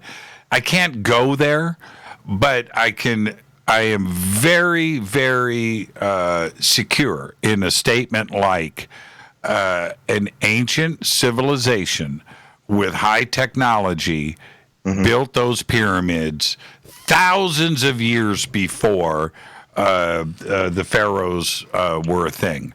And I am very confident in making those statements. Where are you with something like that today? Yeah, so that's why I'm focused on the architecture, because that's where it's very tangible, Jimmy, what you're saying. When you look at the engineering of it, there is still a way that it could have happened when they say it could have happened. But the ideas, there's a lot of authors in this field, and they make all these interesting observations. And some of these are really startling, and they're very difficult to explain away. I'm beginning to say, so this last thing that I was looking at, that I was starting to wonder, is somebody playing with us? Are we in a simulation? If, let's say, this is a simulated universe, let's say. Okay. Would the designer have planted the Great Pyramid for us to figure out that this is a simulation? Okay. So I'm beginning to ask those kind of questions. Or let's say it's a real universe. Is the design, does it come from another place? And this is what Robert Bauval was entertaining in Cosmic Womb, that it was a message sent. Or like you're saying, it's a previous cycle of a civilization that got wiped out, and they were advanced, and they had those ideas, those insights, and they stored that information, and that information was tapped into by dynastic Egypt. And they built, like Robert wrote in Cosmic Womb, they built a machine. They didn't know exactly what it was supposed to do, but they had the blueprints, and they just built it because it was something that they thought came from the gods, right?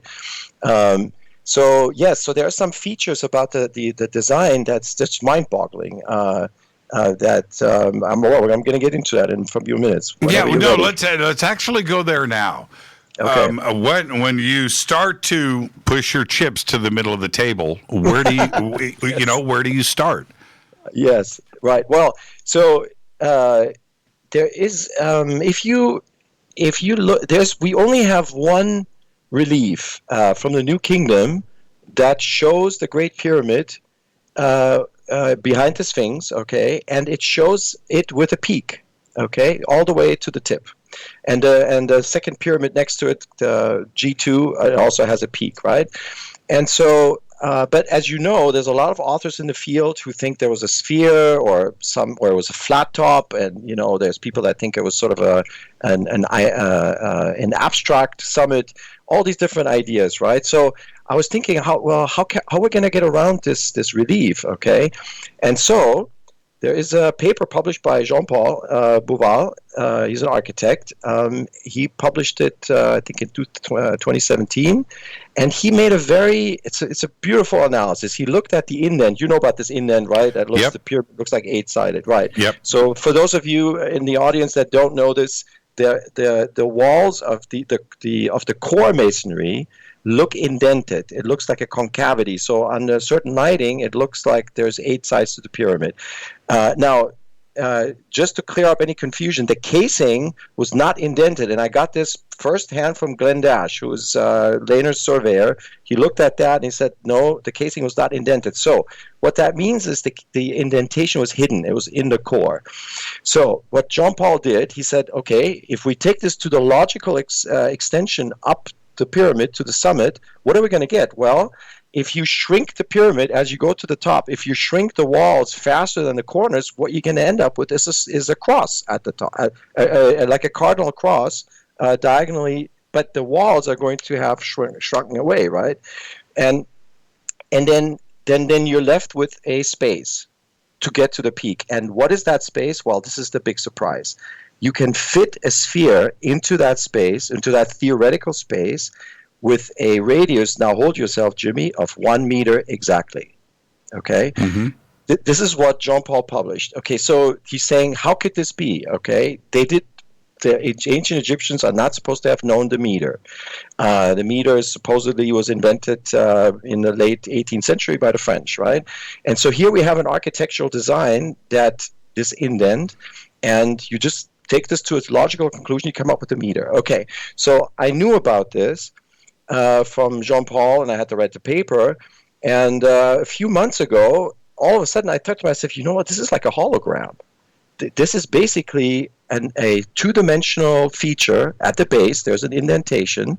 And if you take this into a three-dimensional, if you telescope this up in 3D, you basically get a virtual theoretical summit that's a sphere, and it has a 1 meter radius, even though it's not physically actually there. So that is like a hologram, right? You have hologram is basically you can reach with your hand through. It doesn't have any substance, but it's an image that's generated from a flat surface. Okay, so but that was all I had on this. There's nothing else. So it turns out a couple of years ago, a Japanese researcher that works with Lehner, he took a drone up there and did very fine analysis of the summit, okay?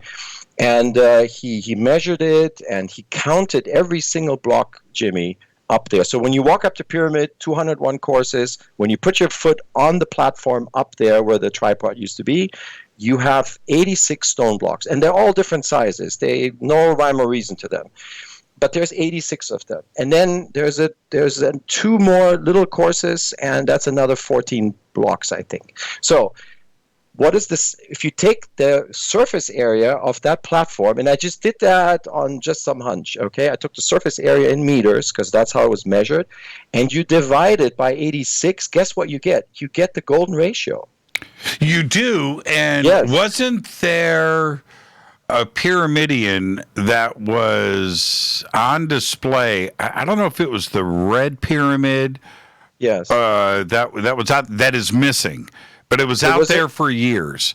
Right. Yes. Correct. And it had the golden ratio. It had the golden, and it was also, I believe, wasn't it? Didn't it have a meter ratio too as well? Yes, it did. Right. Yeah. Right. Exactly. Right. So. If that size pyramidion, if it was that size, you would still have another something like 10 courses, about 18 cubits, which is about 9 meters further up, right? So, and when people look up at that platform, they think, well, this is just an artificial platform created by stone robbers that, they crawled up there and they took stone away, dropped it down the pyramid. And so that platform that we see today is just an artifact of stone robbers. But when I saw that number, I thought, maybe that's wrong. Maybe that was supposed to be a platform, and then it would be covered by the casing, so you actually do get a hollow space inside. Right. Okay? Right. Yeah. So this was step 2. And so I'm going, well, wait, maybe Jean-Paul had this right all along, right? It was a hollow space at the top, and you could have fit the sphere in it. And so then I started doing some more math, right? And then this idea of a holographic projection started taking shape. So we have space and time, right? Space is basically projecting up the pyramid to get this holographic, so to speak, summit. And then time So here's when it gets interesting. So what our sense of time is Earth, the moon, and sun, right? So 1 year, 365 days. Right. I'm just rounding to the whole numbers. Sure. So 365 days, and the moon, one circle, one orbit around is 27 days. It's called the sidereal orbit, 27 days and 0.3216 days. I know this by heart. So what about those numbers, right? Are those just random numbers? Well, it turns out no. There is a very beautiful geometric relationship which explains these numbers. And what is that relationship, Jimmy? You take a circle, you take a square, and you draw a perfect circle inside, the biggest circle that you can draw inside of that square, okay? That's called the inscribed circle. That's right. And then you take the ratio of the surface area between the circle and what's left to get the square, right? So these little circle caps, you have 4 of them. So if you take that ratio, guess what? You get those numbers, 365 and the moon period, right? 27 and 365. So what does that mean? That means these numbers are geometric. And not only that, they're geometric in 2 dimensions, okay? So this whole entire gravitational system, Earth, Sun, and Moon, with the periods and in 3D, the whole thing, can be basically compacted onto a small chip, 2-dimensionally, which has a geometric design that couldn't be simpler, and you can express the whole thing with that 2-dimensional chip, right? Now, when I saw that, I'm beginning to say, okay, now we got something here, okay? So let's look at the holographic principle. As you know, but I don't know if the listeners know, but so just a quick background, holographic principle is basically one of the hottest model right now in physics to explain gravity, okay? The whole experience that we're having in 3 dimensions and time, all of that is basically encoded on a 2-dimensional surface. And where is it? At the end of the universe, on the rim, right? Just like on a black hole. So what they're saying is, and this is Gerard de Hooft, Nobel laureate, he developed this theory saying that our universe is basically a black hole, and we're in the middle of it. And everything, our entire 3D experience, gravity and everything, is encoded at the rim of the universe in 2 dimensions. Okay, that's the holographic principle. And this was based on work from the 70s. There's a Mexican-born physicist, Jacob Bekenstein, who found out that black holes grow in proportional to their surface, not their volume. That's really the key discovery that led to Gerard de Hooft proposing that the holographic principle. So here we're looking at a pyramid, right? We have an indent at the base, which is a 2-dimensional feature, and when you take it to its logical conclusion end, which is what Jean-Paul did, you get a summit that encodes a meter. Okay, and then you look at this our concept of time, and that is encoded geometrically. Like the way I'm saying, a square and a circle inside, and you just take the internal surface ratios, right? And so I'm seeing all of this, and I'm going, maybe this platform is where it's supposed to be. So what does this mean? That this is not an old kingdom design. Now we have to ask, well, there's somebody that knows the holographic principle, and they use that to build the Great Pyramid. Where does that come from? So then I'm beginning to wonder, Are we looking at an architect that comes from the real universe and that designed this, or are we looking at a simulation? And you know about the simulation hypothesis, right? You have basically Nick Bostrom saying there's 3 possibilities. Yep. In the real universe, eventually you get civilizations. Low probability that they're not going to get into, that they're not going to have the tech. Low probability they're not going to be interested in doing ancestor simulations, and so therefore almost certainly they're all going to start doing ancestor simulations, right? And so that's why the chance is almost 1 that we conscious beings are some artificial intelligence, some simulation, like Isaac Arthur was saying yesterday. We're in a video game. We already have it, so to speak, right? And now and all of that makes sense. And it makes sense for a lot of different reasons. But I want to go back to a couple of points here, which I think is interesting, because Jean-Paul also said, when we look at the 8-sided pyramid, one of the things that he brought up is that 8 sides makes it earthquake-proof. And that is, how is it possible? If we just go with a normal Homo sapien, ancient Egypt, that they built this and they constructed this beautiful pyramid. But when you go into an 8-sided issue, that a 4-sided pyramid built accurately can crumble and can fall down. There's lots of evidence all over Saqqara showing that. Yes. The Great Pyramid is 8-sided and is earthquake-proof. Now, how does that concept come into play unless some intelligence came from somewhere? Great question. So I don't. First of all, I don't know if Jean-Paul believes that. I mean, I talk to him at least once a week, so I have to ask him about that. If he thought that this is it makes sense. Because if you heard him say it, but aside from that, okay. So now let's put that part aside. That makes there's a reason why that thing is still standing. Right. So here's the answer to your question. You could any indent would do, but the thing is that indent has a specific length. Now this is when it gets interesting. So the length of that indent is 0.92 meters. Okay. Right. And guess what? That length is the result of a beautiful equation. It's simple as can be. The base of the pyramid, for those who don't know this, is 440 cubits in the Egyptian metric. If you take half that, 220, you multiply it by 8, which is the 8 gods of the Ogdoa. That's a special pantheon in the creator gods in Egypt. So 220 cubits times 8 times 1 over 1,000, you get that number, 0.92. Okay? So what is 1 over 1,000? Well, if you look at the creation story of Egypt, it's the sun coming out of the lotus flower. Okay? That's basically their concept of the Big Bang. And the lotus flower opens up, releases the sun, and that is the beginning of the universe. Well, this is when hieroglyphic comes into play, right? How do you write 1 over 1,000 in hieroglyphic? Well, you put a mouth symbol, which is Ra. Yep. And then underneath, you put the lotus symbol, Cha. There you have it, the sun over the lotus, okay? So the formula is actually, it makes religious sense. So that's how they calculated that particular indent. So that indent had some meaning to them, okay? If it was just some, the other reason is, of course, that all 4 sides, all 4 indents are the same.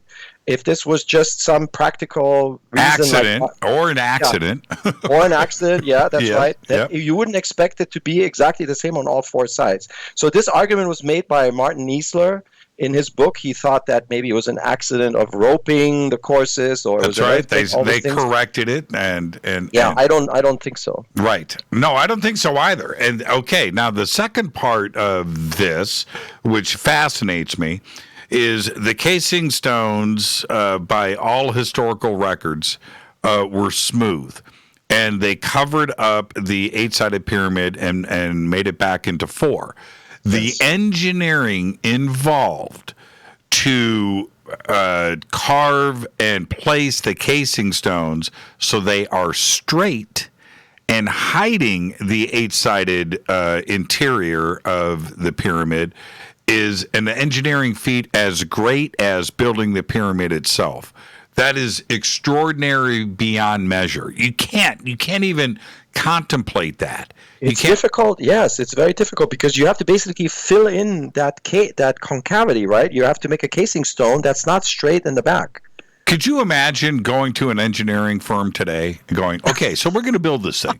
We're going to build it with 8 sides, and we're going to make it 450 feet tall. Okay, we're going to do that. I need 2.5 million stones, so let's do that. Yeah. But then when we're all done, then we're going to cover up the 8 sides. You're going to have an engineer. Maybe Bedrosian could do it, Jimmy.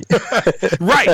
You're going to have an engineer. You're going to have the president, the CEO of that engineering firm look at you and go, dude, you're crazy, number one. Yeah. Number 2, why? Why would you do this? Oh, by the way, I need it to be 1/100th of a degree to true north. Right? It's just like, wait, what? Why would you do these things? Well, obviously it was important. Now let's back this back up again. to do this. Humans built it. I'm fine with that. Where did the information come from? Was it a download? Did it come from off planet? Did it come from survivors of, I don't know, from another civilization? I don't want to go into the other big A and go into Atlantis, but there's certainly conversation to be had here, isn't there? I am. Well, first of all, when I see this thing with the holographic idea, right? Mm-hmm. Even if this is an accident, it just happened to be designed this way, we can learn from it. We might be able to learn something about the way our universe is designed, okay? But if this is intentional, and I'm just baffled by this, if this is intentional, then it forces us to include all those things you just mentioned. So we have to start thinking about taking serious simulation hypothesis. We have to start wondering if it's another civilization from another place in the universe that beamed that information to us. Mm-hmm. And we have to take into consideration that it's a civilization that is highly advanced, like us, okay, but no longer with us. We don't have any evidence of them other than the legacy of knowledge that they left in these in this sort of cryptic way. Those are the three big categories that I see, and I think they're all on the table. Now, before we're going to take a break here in a second, but before we put the obvious issues on the table, like Howard Weiss and fraud and graffiti above the King's Chamber, there's that issue. There is the issue of no hieroglyphics on the greatest monument in the world. That somebody left it unmarked. That doesn't make any sense. Which takes us to the next situation that all of this presents, which is the Egyptians, the pharaohs. We can go all the way back to Mene and the first dynasty. If we go there, does that mean that they inherited the pyramids, right? That they were always there? I think they inherited some information. Do you think that? Okay, well, let me back up. Yeah. If we go to the original, if we go to the tomb of Mene, right, and we go to that entire burial complex, that cemetery. In Saqqara. In Saqqara. Yeah. And we go there. When Mene was buried, were the pyramids in the background? I'm sorry, I shouldn't have said Saqqara. So if you mean by Mene Hor-Aha, which is usually associated with Mene, that would be Abydos. Abydos. But what I'm saying is, were the pyramids standing in the background when Mene's tomb was put into the sand?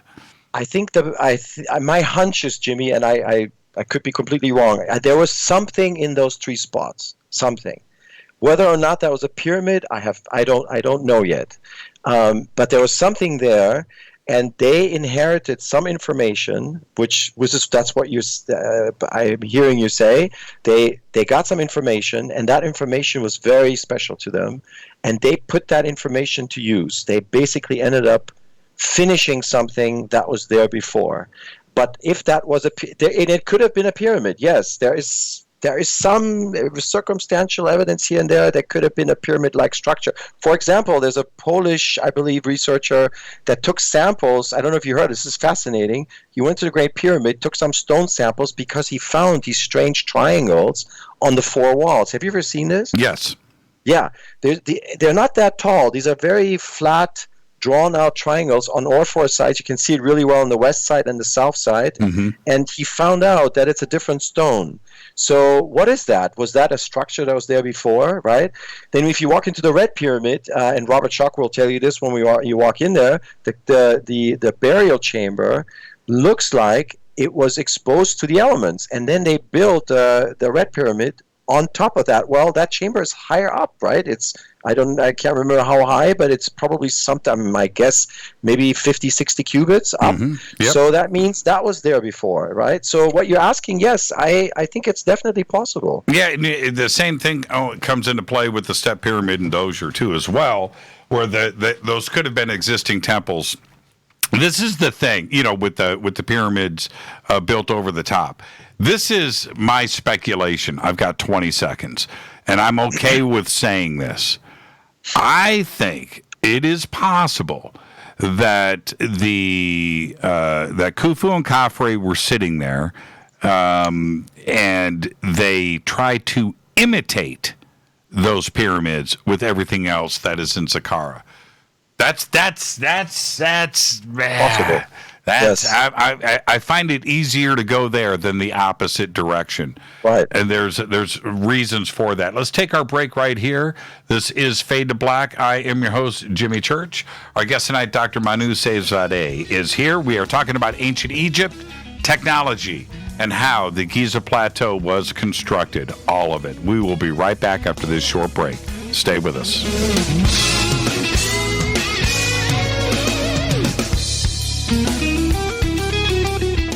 Hi everybody, this is Rob Halford, the Metal Guard on JimmyChurchRadio.com. This is KGRA Digital Broadcasting Station, Salt Lake City, Utah, Van Buren, Arkansas. Why is it we're not very good with our health regimen until it's too late? We don't put oil in the car until the engine blows up. When the body's out of balance, your health is not so good. Give your body some love. Log on to GetTheT.com. That's GetTheT.com. Try our Life Change Tea, which cleanses you from harmful intruders. A clean colon is one of the ways to bring the body in balance. We also carry organic supplements to help you get where you need to go. So do your body a favor. Log on to GetTheT.com. That's GetTheT.com. You can even visit our sales page to save some dough. Does anybody call money dough anymore? Anyway, if you're looking for short, helpful health tips, go to YouTube and punch in Health Matters Now. That's Health Matters Now. So, log on to GetTheT.com, shop, get balanced, then learn some cool tips at Health Matters Now. You'll be glad you did. That's GetTheT.com. Your contact for current news and trending topics. KGRARadio.com. This is Jimmy Church of Fade to Black, and I only drink Fade to Black blend coffee from River Moon. Just click on the River Moon Coffee banner at jimmychurchradio.com. Promo code F2B Blend. So are you tired of being tired? Well, then it's time to get the tea. Hey, it's Lisa here to tell you about this all-natural, all-organic tea I've been drinking that has had great results for over 20 years. It's called Life Change Tea, and it's specially formulated to help detoxify and cleanse your kidneys, liver, colon, and blood all at once. The colon is one of the most ignored organs in the human body. The faster that waste is eliminated from the body, the less time that waste sits in our intestines, spreading toxins to our bloodstream. This tea helps cleanse chemicals caused by outside intruders from our entire digestive system. And get this, weight loss can be a side effect. And with continued use of the tea, you can experience clearer, healthier, younger looking skin, increased energy, and a happier outlook on life. So if you're tired of being tired, get the Life Change Tea at GetTheT.com. That's GetTheT.com. And like me, you'll be glad you did. Did you know that when you're on the road with limited data or Wi-Fi available, you can still listen to every minute of Fade to Black by just calling 605-562-4482. No smartphone, app, or internet needed. It saves your data plan and no extra cost if you have unlimited minutes. Just call 605-562-4482. You can listen to me, Jimmy Church, on any phone, anytime, anywhere. Go Beckley Tappy.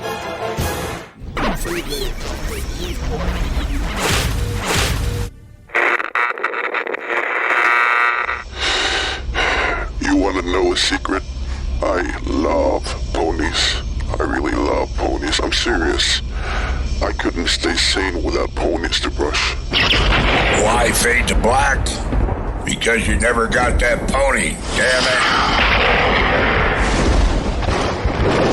This is Fade to Black with Jimmy Church on the Game Changer Radio Network and KGRA, the Global Radio Alliance.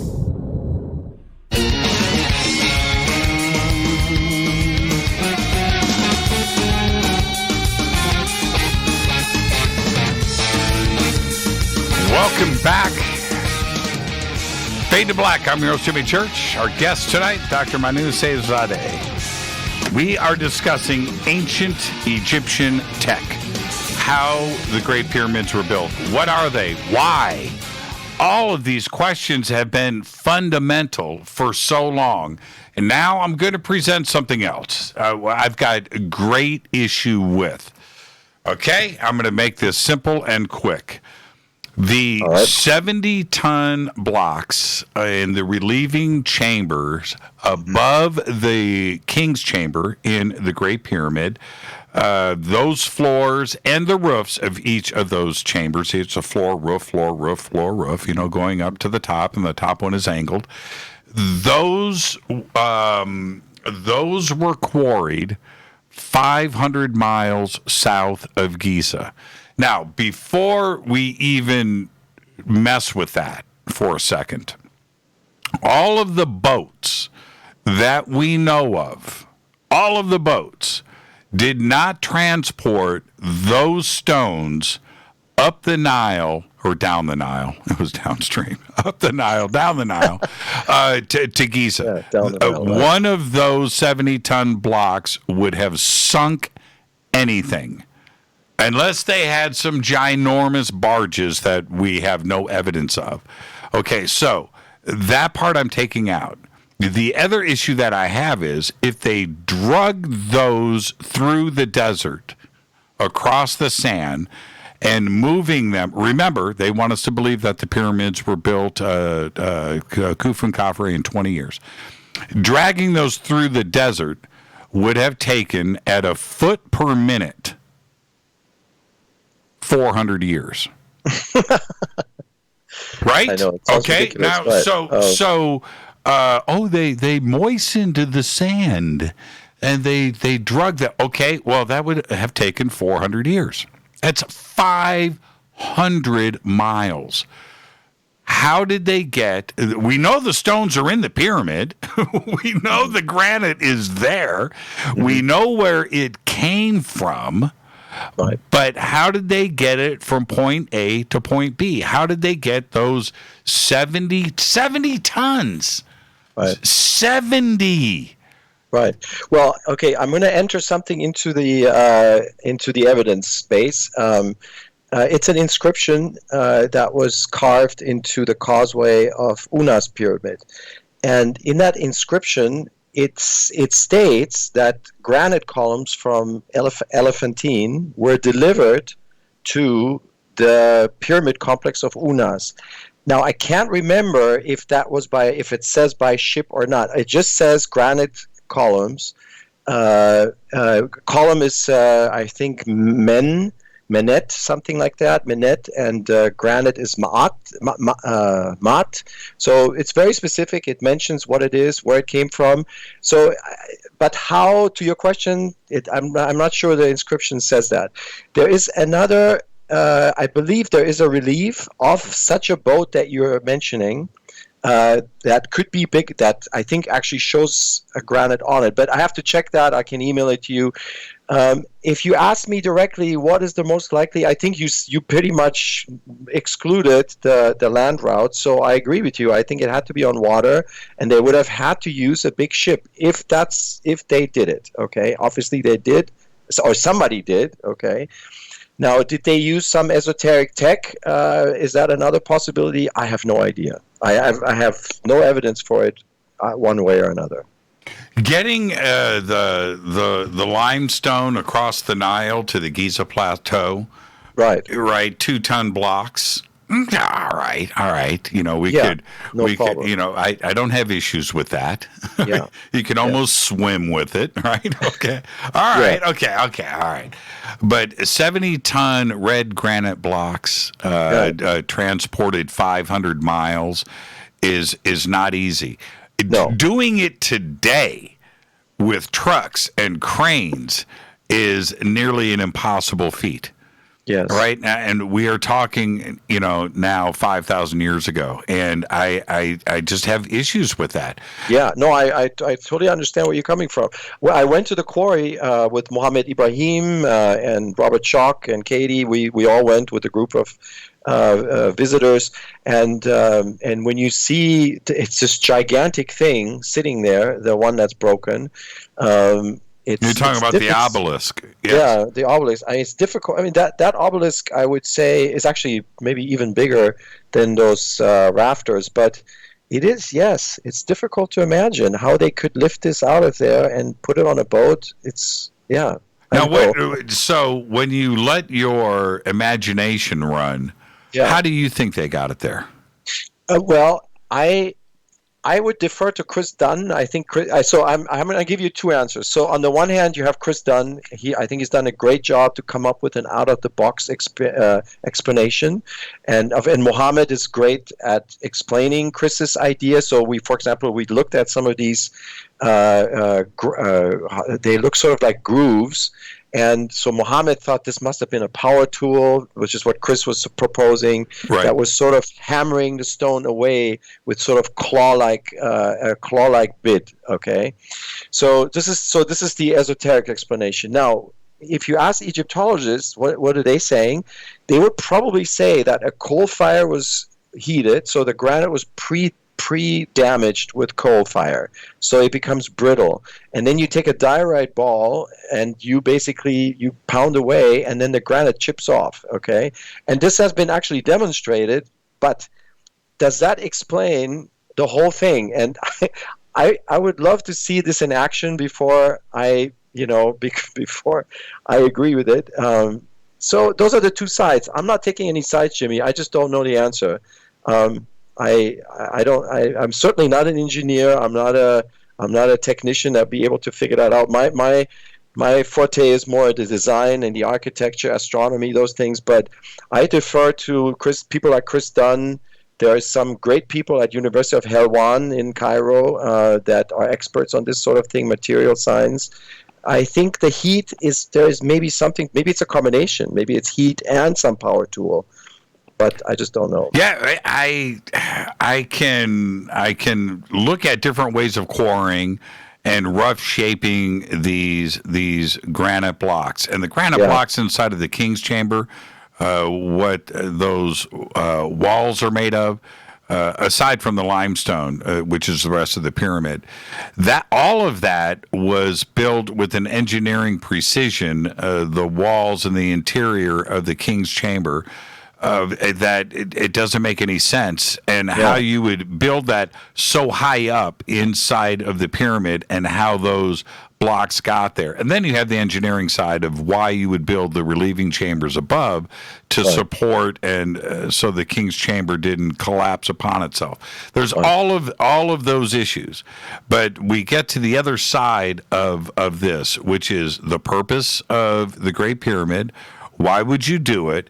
And your theory, along with Jean-Paul, about this sphere being inside of a possible pyramidion on the top of the Great Pyramid, and the holographic side, and where the computations come in with the numbers that start to point things in a whole nother direction. Yeah, this is just, of course, that's just one little, theory. Of course, there's so many ideas out there, so I'm just going to scan across a few. For example, Alan Green, you know him well. I do. He's come up with all these mathematical constants that you get by dividing various dimensions in the pyramid. Mm-hmm. Alan is famous for relating the meter, the cubit, and the foot, right? So 1 meter plus 1 cubit plus 1 foot equals 6 feet. It's very interesting relationship. So Alan found that. There are people like Gary Osborne, for example. He's interpreted the Penison Code, and he's come up with this amazing sort of. It's like a clock, basically, that you can. That is related to precession, and there's phi involved. That involves the entire plateau. Then of course, Graham Hancock and Robert Bauval. they suggested that it's a precessional clock, the whole Giza Plateau, and Robert Bauval, of course, he's famous for the Orion correlation, so that it would have to do with Egyptian religion of the afterlife, that the king goes to Orion and then he goes to the northern star zone, and so the shafts are actually, Jimmy, that is the most puzzling part of the whole pyramid. Why would you build these shafts? It's so difficult to make them. And the other really puzzling question is, why would you, if you abandon the shafts that come out of the queen chamber, why would you keep extending it past the king chamber, right? This is well, it's difficult to explain. Look, yes, and I constantly go back to this visual. Let's go up 50 layers. Let's go up around the king's chamber above. Let's say we're now laying those stones down, right? Out there is the shafts that you have to build straight. The stones that are being brought up and quarried, you have to then shape the angle on the stones where the shaft is to continue the shaft.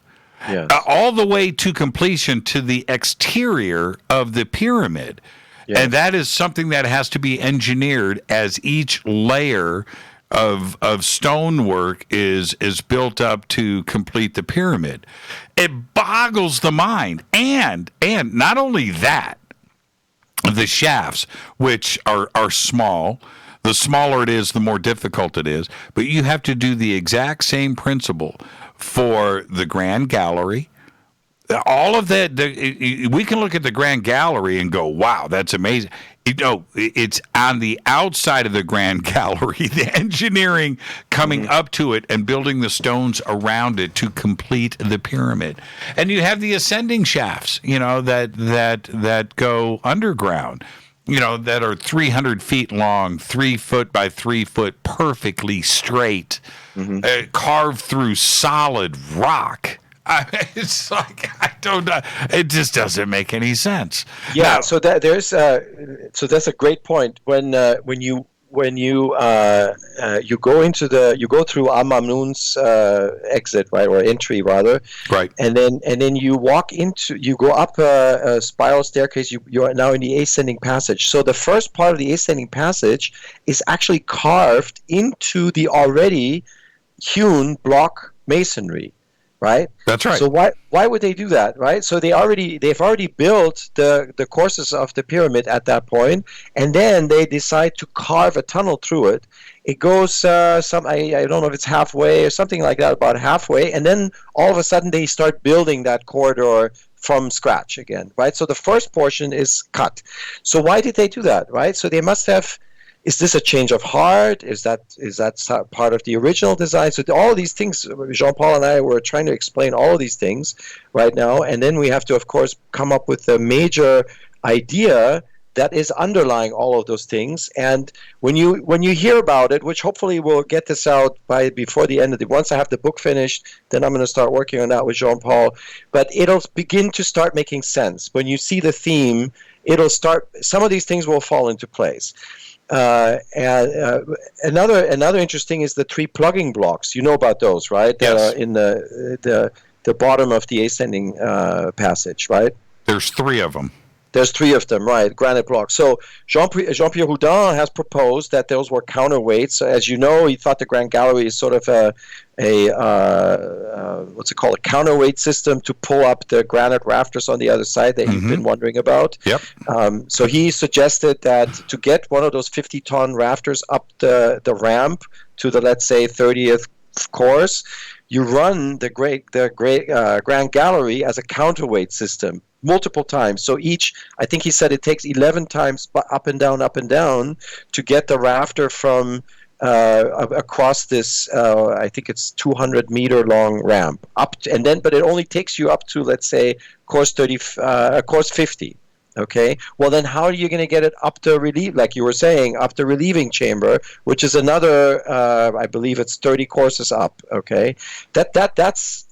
So I can sort of kind of see how this could get up to 50, where the floor of the king chamber is. But then how do you hoist it up on that small space onto the higher levels? Those are the engineering questions that I don't think Houdan has an answer for that either. And he's working with this engineering firm, Dassault Systems. I mean, they're very sophisticated graphic analysis, but I don't think they. What about the Big Void? Was the Big Void another great grand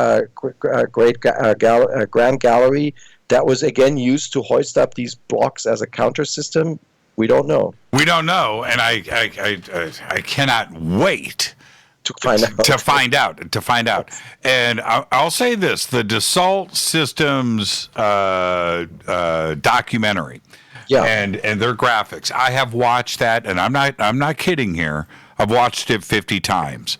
Yes, I have, and it answers a lot of questions. It really does. And if the way that the Dassault engineers have contemplated, which is once you finished off the King's Chamber and you dropped the granite blocks, the traps behind you, what happened to the dudes?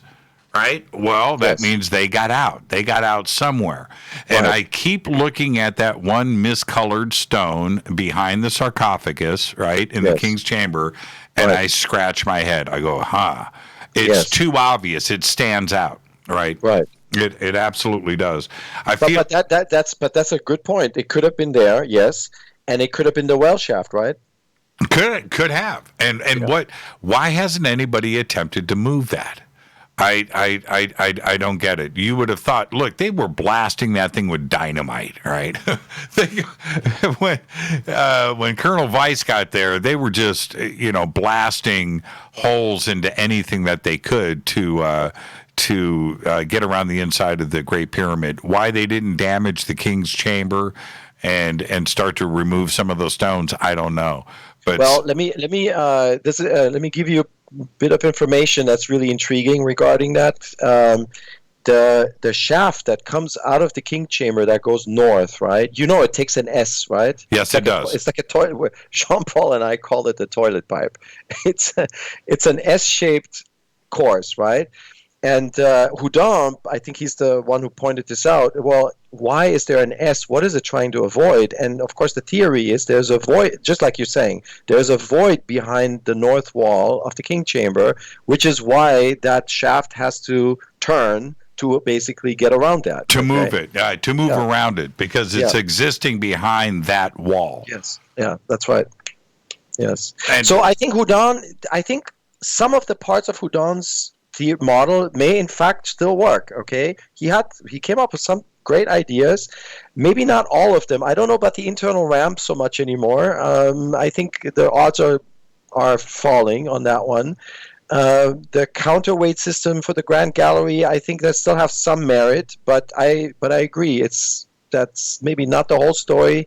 And I'm not an engineer, so I can't judge. I don't have the education to judge if that's feasible. If the Dassault system thinks it's feasible, fine, they're the experts. But that still doesn't explain, just like you're saying, how do you get it up to relieving chamber, to Arbuthnot's chamber, Campbell's chamber, the higher ups, right? How do you get 50-ton blocks up there? We don't have an answer for that. Yeah, and the internal ramp theory, which was interesting, I'm not comfortable with that. The notch and investigating that notch. Now, that notch is a room.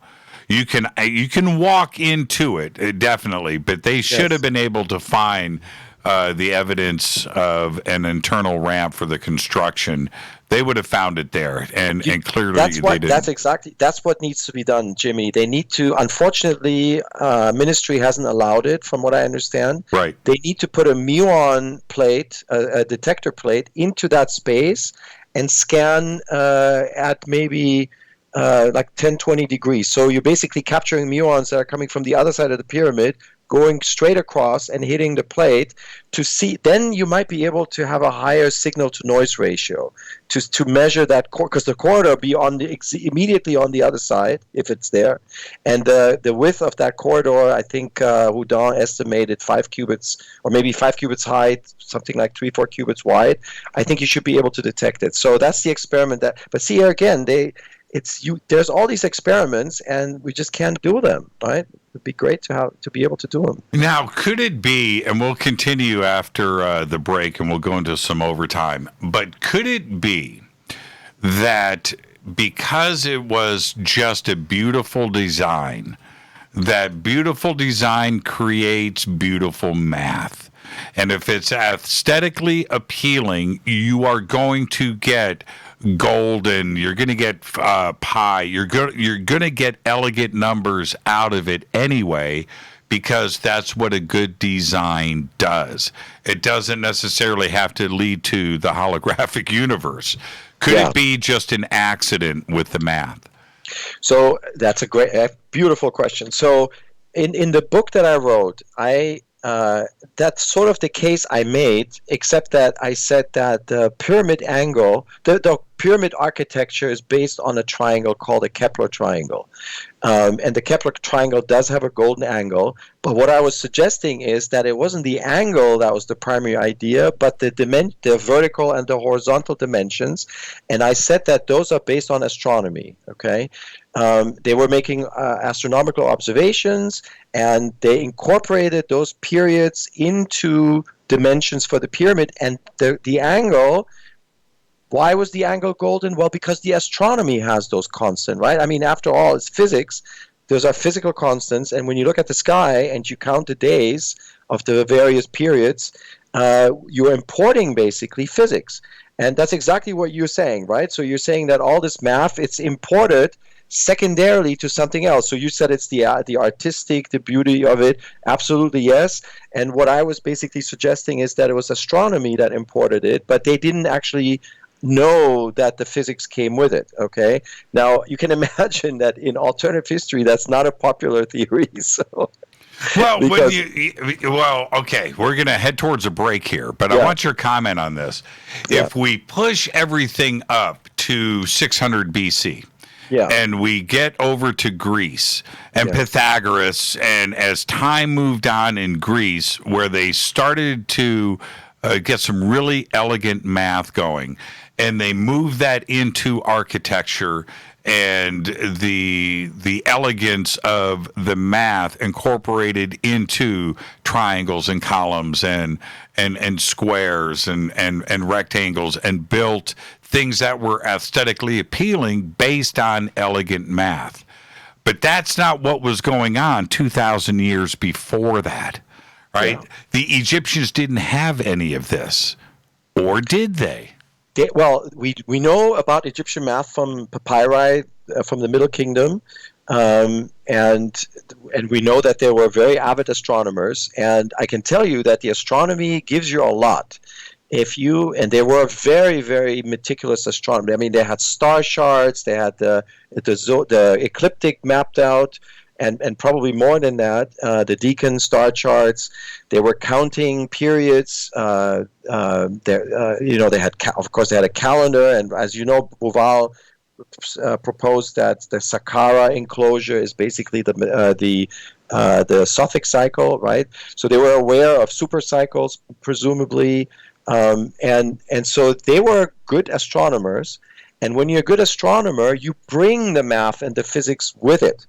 And if you convert those numbers into architectural dimensions, you start getting those kind of results, that the ones that you're citing. Okay, and as a matter of fact, I think that tradition is what was passed across the centuries down to the ancient Greeks, and they used exactly the same mathematics, which were based on astronomy.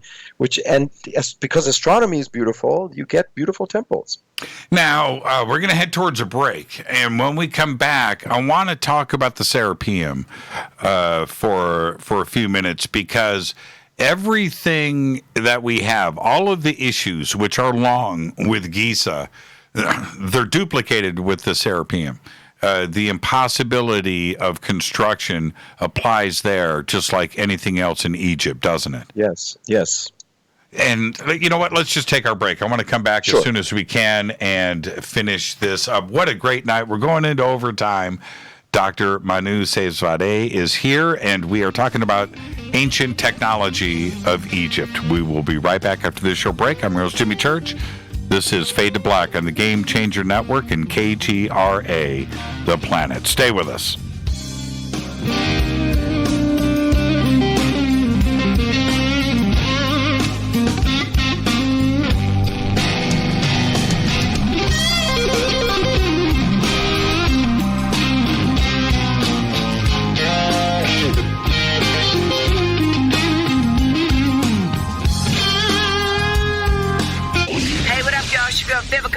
here, and you are listening to my boy, Jimmy Church, on JimmyChurchRadio.com. Despite popular opinion, reading a book will not make you smarter. But listening to Jimmy Church will. This is Jimmy Church of Fade to Black, and I take Life Change Tea supplements every single day. It's what I do. Click on their banner at JimmyChurchRadio.com. When you take the beans from Central America with dashes of Indonesian and African mixed in and then roast it to the dark side of Fade to Black, you create the ultimate brew of fringe. Introducing the Fade to Black blend from River Moon Coffee. Yes, River Moon's darkest customized roast was created for the love of Fade to Black. The alchemy of masterful roasting and smoking the beans is in every sip of this full-bodied, dark Java. I need my coffee dark, deep, with distinct bittersweet chocolate highlights, just like the bunker. Leaning further into the darkness of the roast is Fade to Black blend from River Moon Coffee. Just click on the banner at JimmyChurchRadio.com and use the promo code F2BBLEND for 15% off of your order today. Go Beckley Teppy. Hello, my name is Billy Carson, and I am a best-selling author and the founder of ForbiddenKnowledge.tv. Together with my team, we have built an all-new conscious streaming TV platform designed with every family member in mind. If you have ever wanted to travel the world and attend lectures and workshops from your favorite speakers but weren't able to, look no further. ForbiddenKnowledge.tv. There are dozens of workshops and lectures from speakers you know and love. We have also included amazing categories to assure that your consciousness is entertained and elevating on a daily basis. Amazing interviews, ancient history, ascension knowledge, wisdom teachings, documentaries, conspiracies, mysteries, health and fitness, conscious cooking, meditations, finance, yoga, and so much more. To start your free trial on any mobile device or computer, surf to ForbiddenKnowledge.tv. That's Forbidden Knowledge with the number 4, ForbiddenKnowledge.tv. Again, visit ForbiddenKnowledge.tv today. Are you intrigued by Paranormal Talk Radio? You'll love the new Paranormal Radio app from TalkStream Live.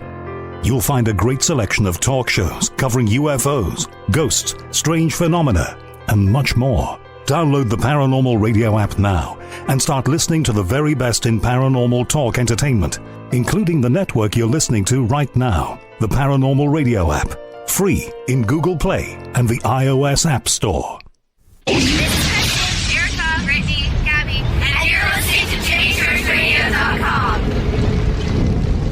It's not a lifestyle we chose. We were born this way. KGRARadio.com.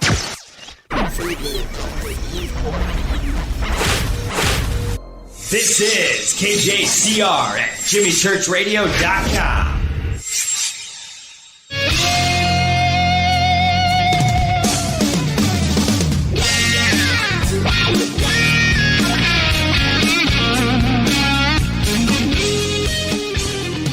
Welcome back, Fade to Black. I am your host, Jimmy Church. We're heading into overtime with Dr. Manu Seyfzadeh, and this is the deal.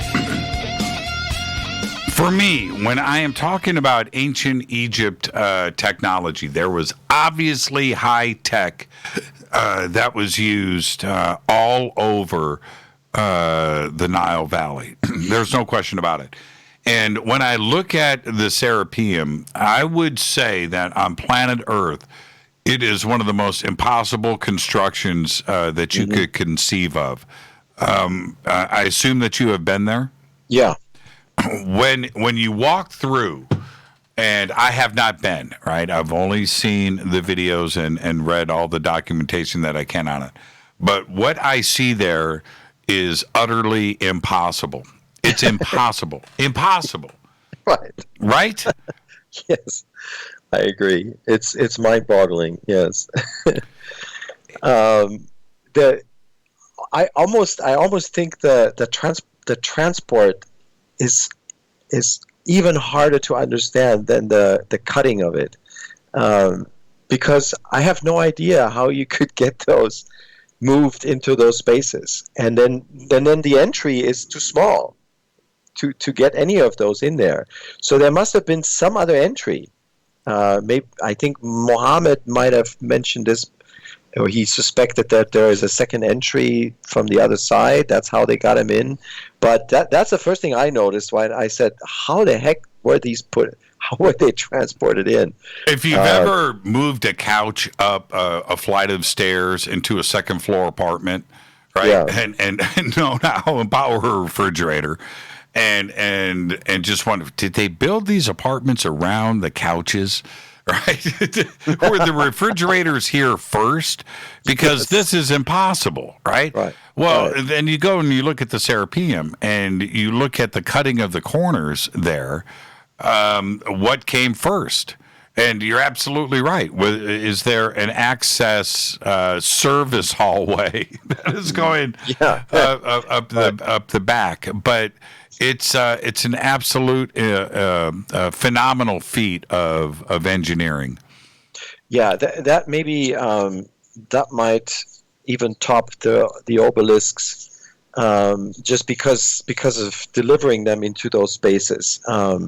Maybe the cutting of it, maybe similar technology as the obelisk, okay.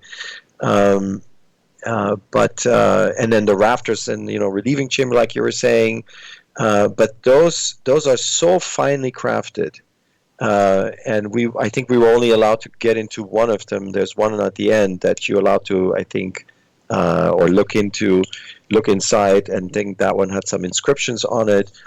But yes. It's Egyptology has to explain it. And I think the way to explain it is to demonstrate the production of one of those. I think that's what they need to do. If they want to convince the world that this was done with the technology that we think they had, then that we have evidence for, then they should show it. Okay, I don't think it's been done. No, I would love to see somebody carve a 20-ton lid. Yes. Right, let alone move it, but just make it smooth as glass for me. Forget about the hieroglyphics. We can let's eliminate all of that. Just make it perfect and get back to me, because that's the part about it. When you look at this, I've not been there, but I have seen one of the black granite sarcophagus at the Metropolitan Museum in New York. And you go up to that and you look, and you look at the lid. First off, this thing is taller than me, right? And I don't know, it's 10, 12, 14 feet long, 8 feet wide, 6 feet tall. The walls of the granite sarcophagus are, I don't know, 1.5 feet thick. I don't think they're quite 2 feet. But you look at the lid and you observe this, and all you can think of, because I went up and you look at the perfection of it, and all you can think of about is not that it's beautiful, because it is. You think, how was this made? Yeah. How is this possible? Well, let me give you another piece of evidence, which is fascinating. So. I was looking at Ludwig Borchardz's old survey of Sahura's pyramid, okay? And in the Valley Temple, there is a granite door jamb, and into this door jamb, they basically drilled fittings, right, to put the door guard and then the bolts in it. And so they found, and these are photos from over 100 years ago, very nice, very high-resolution photos. So you see, Chris Dunn examined the Petrie cone number 7. He went to the Petrie Museum, and he discovered that it's a spiral. Okay, so I looked at this photo, and I actually put this up on my public Facebook page. And I tagged Chris Dunn to take a look at it and see if you can reconstruct a spiral from that image. But regardless, Jimmy, the grain, in other words, the thread of the drilling instrument that made that hole in that granite is superb. It is so delicate. It is perfect. Okay, that is not some tool that's being scratched around, many times, and you have all these scratch marks. No, this is a very sharp, tiny groove and I don't know if it's a spiral, but if it is a spiral, which is what Chris Dunn's point was, it has to be, there's no way that a human muscle can drive a drill bit into stone like that. That's not possible. So when Mark Lehner and Dennis Schoch a few years ago, they tried to reproduce a drill into granite, right? And they used a copper tube with an abrasive, and so it took them days to get this plug out of the granite. And then they removed the plug and they looked at it, and they said that, look, we reproduced the experiment. But did they really? Because if you look at the thread on the hole, there is no thread. Not that I could see on the video. No, it's smooth. I've seen it. I've seen it, right? Yeah, I've seen it. And the same thing, though, and I want to go back to this point, because there is, at different locations in Egypt, you can find the granite plug that was removed from the hole. Yes. I don't know how, over a few thousand years that somehow these plugs are sitting right next to the hole. But it's not the opposite. What most people think when they look at these gorgeous, perfect holes, they think that it was drilled out, that what was there is now granite dust. That's not the case. The plug is right there, which shows to everybody that it was some kind of circular hole drill. Yeah, like a cookie cutter. Like a cookie. What you use to put a door handle in, a doorknob, right? Yes. A large circular drill. Right. Now, we've got to go back into time here. Let's go back 5,000 years ago, 4,000 years ago, and imagine what the Egyptians were doing to cut out a plug. Yeah. How is that possible? It wasn't done with, I don't want to say chicken bones because that is sarcastic, but with wet sand and some kind of circular, hole drill that would be labor intensive. It wouldn't be perfect. These are perfect holes. With a perfect plug, without mistakes. Right. That's the part and so somehow, whatever it was, and I always go back to this, Manu, it was easy. Whatever the Egyptians were doing, it was easy. Yeah, they had the right tools to make it easy, yes. And I would love to go back. That's the time machine element. So many people have asked me where I would go. You know what? I would go right back. I would go to the Great Pyramid. I would go right there. You should come with me next time. Well, I mean back in time. Oh. I mean, I would go. I'd want to go. See, this is the problem. Okay. Let's say I had a crack at the time machine, right? Okay. Yeah. I'm going back to 2650 BC. And I want to see how they built the Great Pyramid.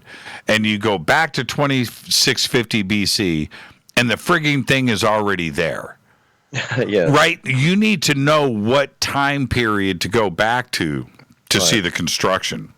Right. If you only have one shot to go back, right, then what if you miss it? What if you miss it? And that thing is already there. That's why I think, okay, now let's go back to Khufu and Khafre and Menkaure.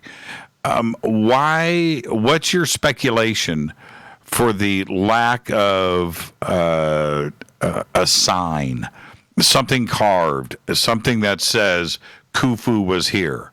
I built this for me, right? Why the absence of hieroglyphics? Yes, good question.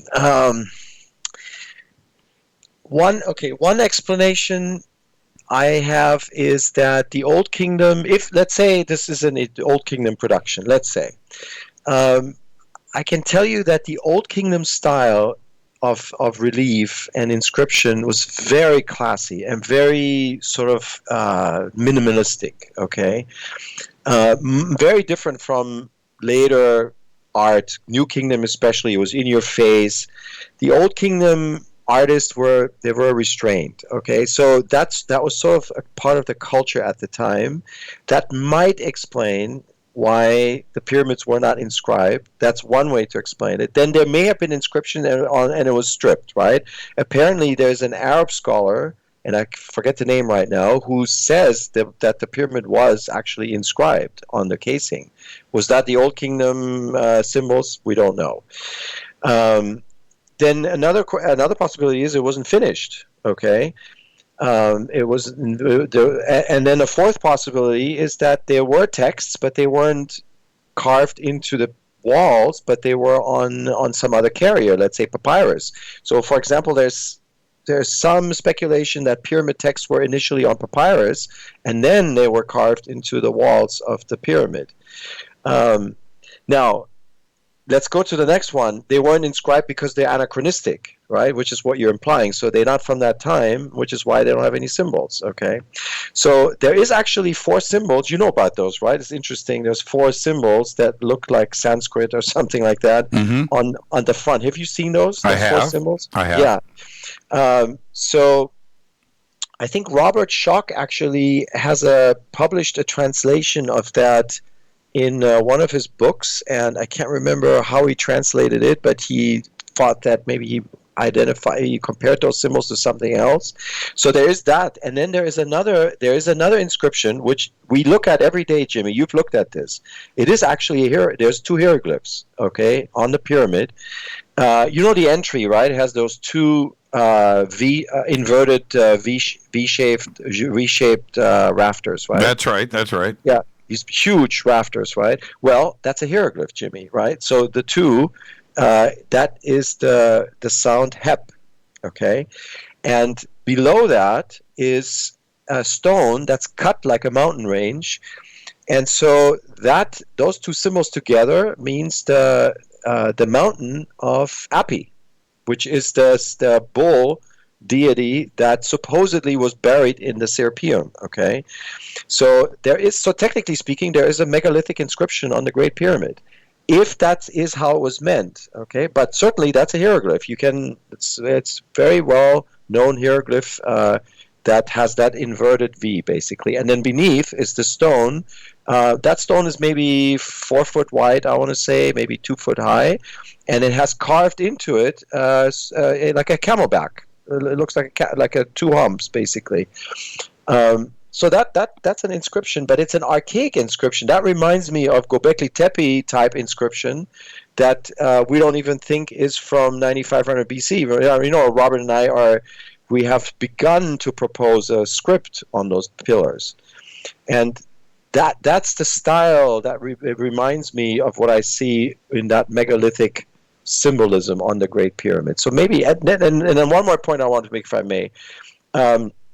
I do not agree with Scott Crichton on the fraud theory, okay? However, I think he did an amazing job with his evidence searching, but he makes a testable prediction, which is what you do in science, that if you drill a small probe behind that hidden cartouche next to the one, you should be able, if he's right, you should not be able to find pigment, okay? And if he's wrong, then that cartouche, you will be able to find red pigment behind the lip of that stone that's resting against the wall. That's how you do science. So I think he did a great job with his evidence, and he makes a testable prediction. That's what you do in science. But is he right? Do I think he's right? No, because there's 14 different cartouches, okay? Now, you could still say, well, there's only 2 of them that mention Khufu. There's a couple that are Khufu's other name. And then the other ones are Khnum-Re-Horakhty. And, of course, the critics will say that's not Khufu, that's somebody else. But is it possible that that they faked all of those 14 cartouches? I think that's highly unlikely. Why? I think that Scott laid out a pretty good case of experimentation. He did for that one cartouche. He did, yes. And Howard Weiss, in his own notes, looked to me like he was teaching himself the symbolism of a cartouche, whether it was vertical, it was horizontal, how to pronounce it correctly. There was too much, how do I say that? Experimentation. I think Howard Weiss was piecing this together, because if you go back to that period of the early 1800s when Weiss and he wasn't the only one. Everybody was going to Egypt to become famous. Yeah. And Howard Weiss was right there with everybody else. He wasn't a professional archaeologist. He was basically a rich criminal from his family back in England, going there, trying to make the discovery of a lifetime. That part of it, I think Scott has laid out a very, very, very strong case. Totally agree with you. Amazing job. He's an amazing prosecutor. He is. I wouldn't want him on my tail. No. Yeah, absolutely. So my opinion does not adjudicate this by no means. So this is science. So if this is what you do, you set up your model. So he is basically proposing a fraud, and then the model has to make a testable prediction, and his does. And of course, the problem is, again, we can't do the test, right? We can't make a small probe hole because the ministry won't let us. But at least Scott did his thing. He came up with the model. It makes a testable prediction. Now we just have to wait. But this issue could easily be put to rest with a simple experiment. Well, and this the relieving chambers and the graffiti up there wasn't the only criminal activity of Howard Weiss. That wasn't the only thing he was busted on. And so he was finding things all over the Giza Plateau that we know are completely questionable now. I don't think that any of his discoveries hold water. But going back to, that's just me, and certainly Scott Crichton has laid out, I've read his book now 4 times. It's an incredible book. But now let's go back for a second. When we are talking about those pigments, whether it was iron, red ochre, whatever that is made up from, today, you're not allowed to photograph those. You're not allowed up there. The only person that went up there and scraped and went back to Germany has got criminal charges laid on him. Mm-hmm. So there isn't any testing that is allowed either, and we aren't able to. You're talking about drilling. How about chipping away one of the side blocks to see if the cartouche does indeed extend into the joint? Yeah, that's exactly right. Yes, that should be done. Unfortunately, because that would answer everything. If the that cartouche, would answer everything. Right. Yes. If the cartouche does exist behind the joint, that means the gangs of Khufu painted those on at the quarry, right, or at the side of the Great Pyramid before they placed them into the rafters and right, the floors. But they won't let you do that. No, that's right. That's, Jimmy, why we have so much infighting, because we can't do experiments, and so then people get upset and they start arguing, and they substitute their opinions instead of data. And that's why this is such a chaotic field. But on both sides, Egyptology, alternative history, it's because we can't do experiments, and then people get frustrated, and then they take matters into their own hands, and they end up doing things which are not professionally done, and then the authorities clamp down even further. So it's like it's like a vicious cycle. Right. I certainly do not think it's a good idea to go to Egypt and do experiments on your own without a permission and without having surveyors, for the simple reason that you need witnesses. When you find something of importance, right, you want to first of all not even touch it. You just want to take pictures and film it in its original position, so you have provenance. It's an archaeological term. It's very important. And then you gradually take samples, right, and you don't destroy it and all these things. But when you have amateurs that do those things on their own, then who knows what they're going to do? You know, they could destroy it, they could remove it, and then even let's imagine the tragedy if somebody takes a sample secretly and have it analyzed, and it's 10,000 years old, and then you have to prove that you took that sample from where you say you took it, right?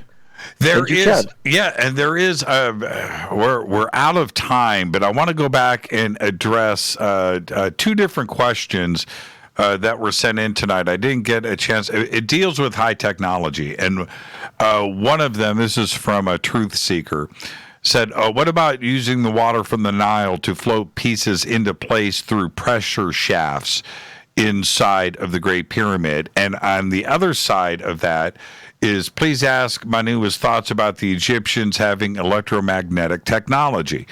Christopher Dunn points out and addresses this. He talks about lasers. He talks about diamond tip cutters, high-speed drills and high-speed saws, all technology that would have required an energy source.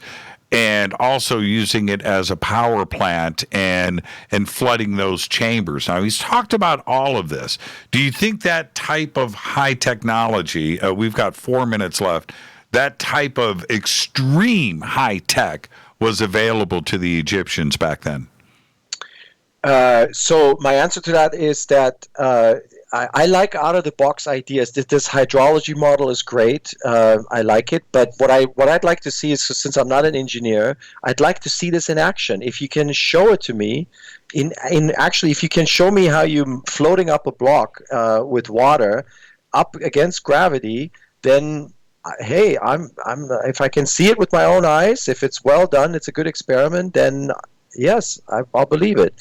On paper, I can't judge it. It's difficult for me to judge. About electromagnetism, so there has been a paper that did a simulation that suggests that the Great Pyramid, something in that shape, can concentrate electromagnetism inside. And of course, there's people that go in the pyramid, they feel ultrasonic, sonic experiences they have, electromagnetic experiences, energy is what they're describing, and I think it's real. It has to do with the shape of the pyramid. I think when you have a golden angle pyramid, there are interesting electromagnetic phenomena that can happen. Think of it as an echo, right? You have radiation coming in, and then you have sort of a resonance developing, which amplifies things, because things are bouncing off together, not chaotically, but in unison. And when you have something like that, then you get amplification of weaker effects, either sonic effects or electromagnetic effects. And so I believe it. But again, I think it should be measured. There should be experiments so we can confirm some of these things. Otherwise, if it's just theory, then it's just that, and it's difficult for me to I don't know how to judge it. In theory, I need to see an experiment. Yeah, and there is, for me, when you look at the other issues of why granite was used, and you think about the components of granite and different frequencies and resonances and quartz and things that are involved with that today we understand that technology and taking advantage of it. Why use granite in the way that they did unless there was another component to it? Was it electromagnetic? Was there something else, a dynamic there? Yeah, the great question. So the first dynasty, and most people don't know this, the fifth king, his name is Den, his burial chamber was lined with granite plates, if you can believe this. So even back then, 3000 BC, 500 years before Old Kingdom, they were cutting granite and building a floor with it. Okay, and Petrie describes that in his excavation records. So, and then you have all these amazing jars. They're incredible. So this is a people. If they did it, they already had the technology to make amazing vases and jars. If you can cut a diorite vase in that perfect shape, then I can understand how you can cut a block. You'd have a transportation issue on top of it, but at least the production, the method to cut the stone was already there because they had those vases and jars, and they're amazing. You've seen those, right? 50,000 of them. 50,000. 50,000, and as absolutely perfect as anything you can imagine. Breathtaking. You're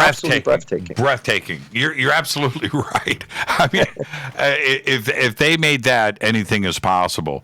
but you get into the logistics issue.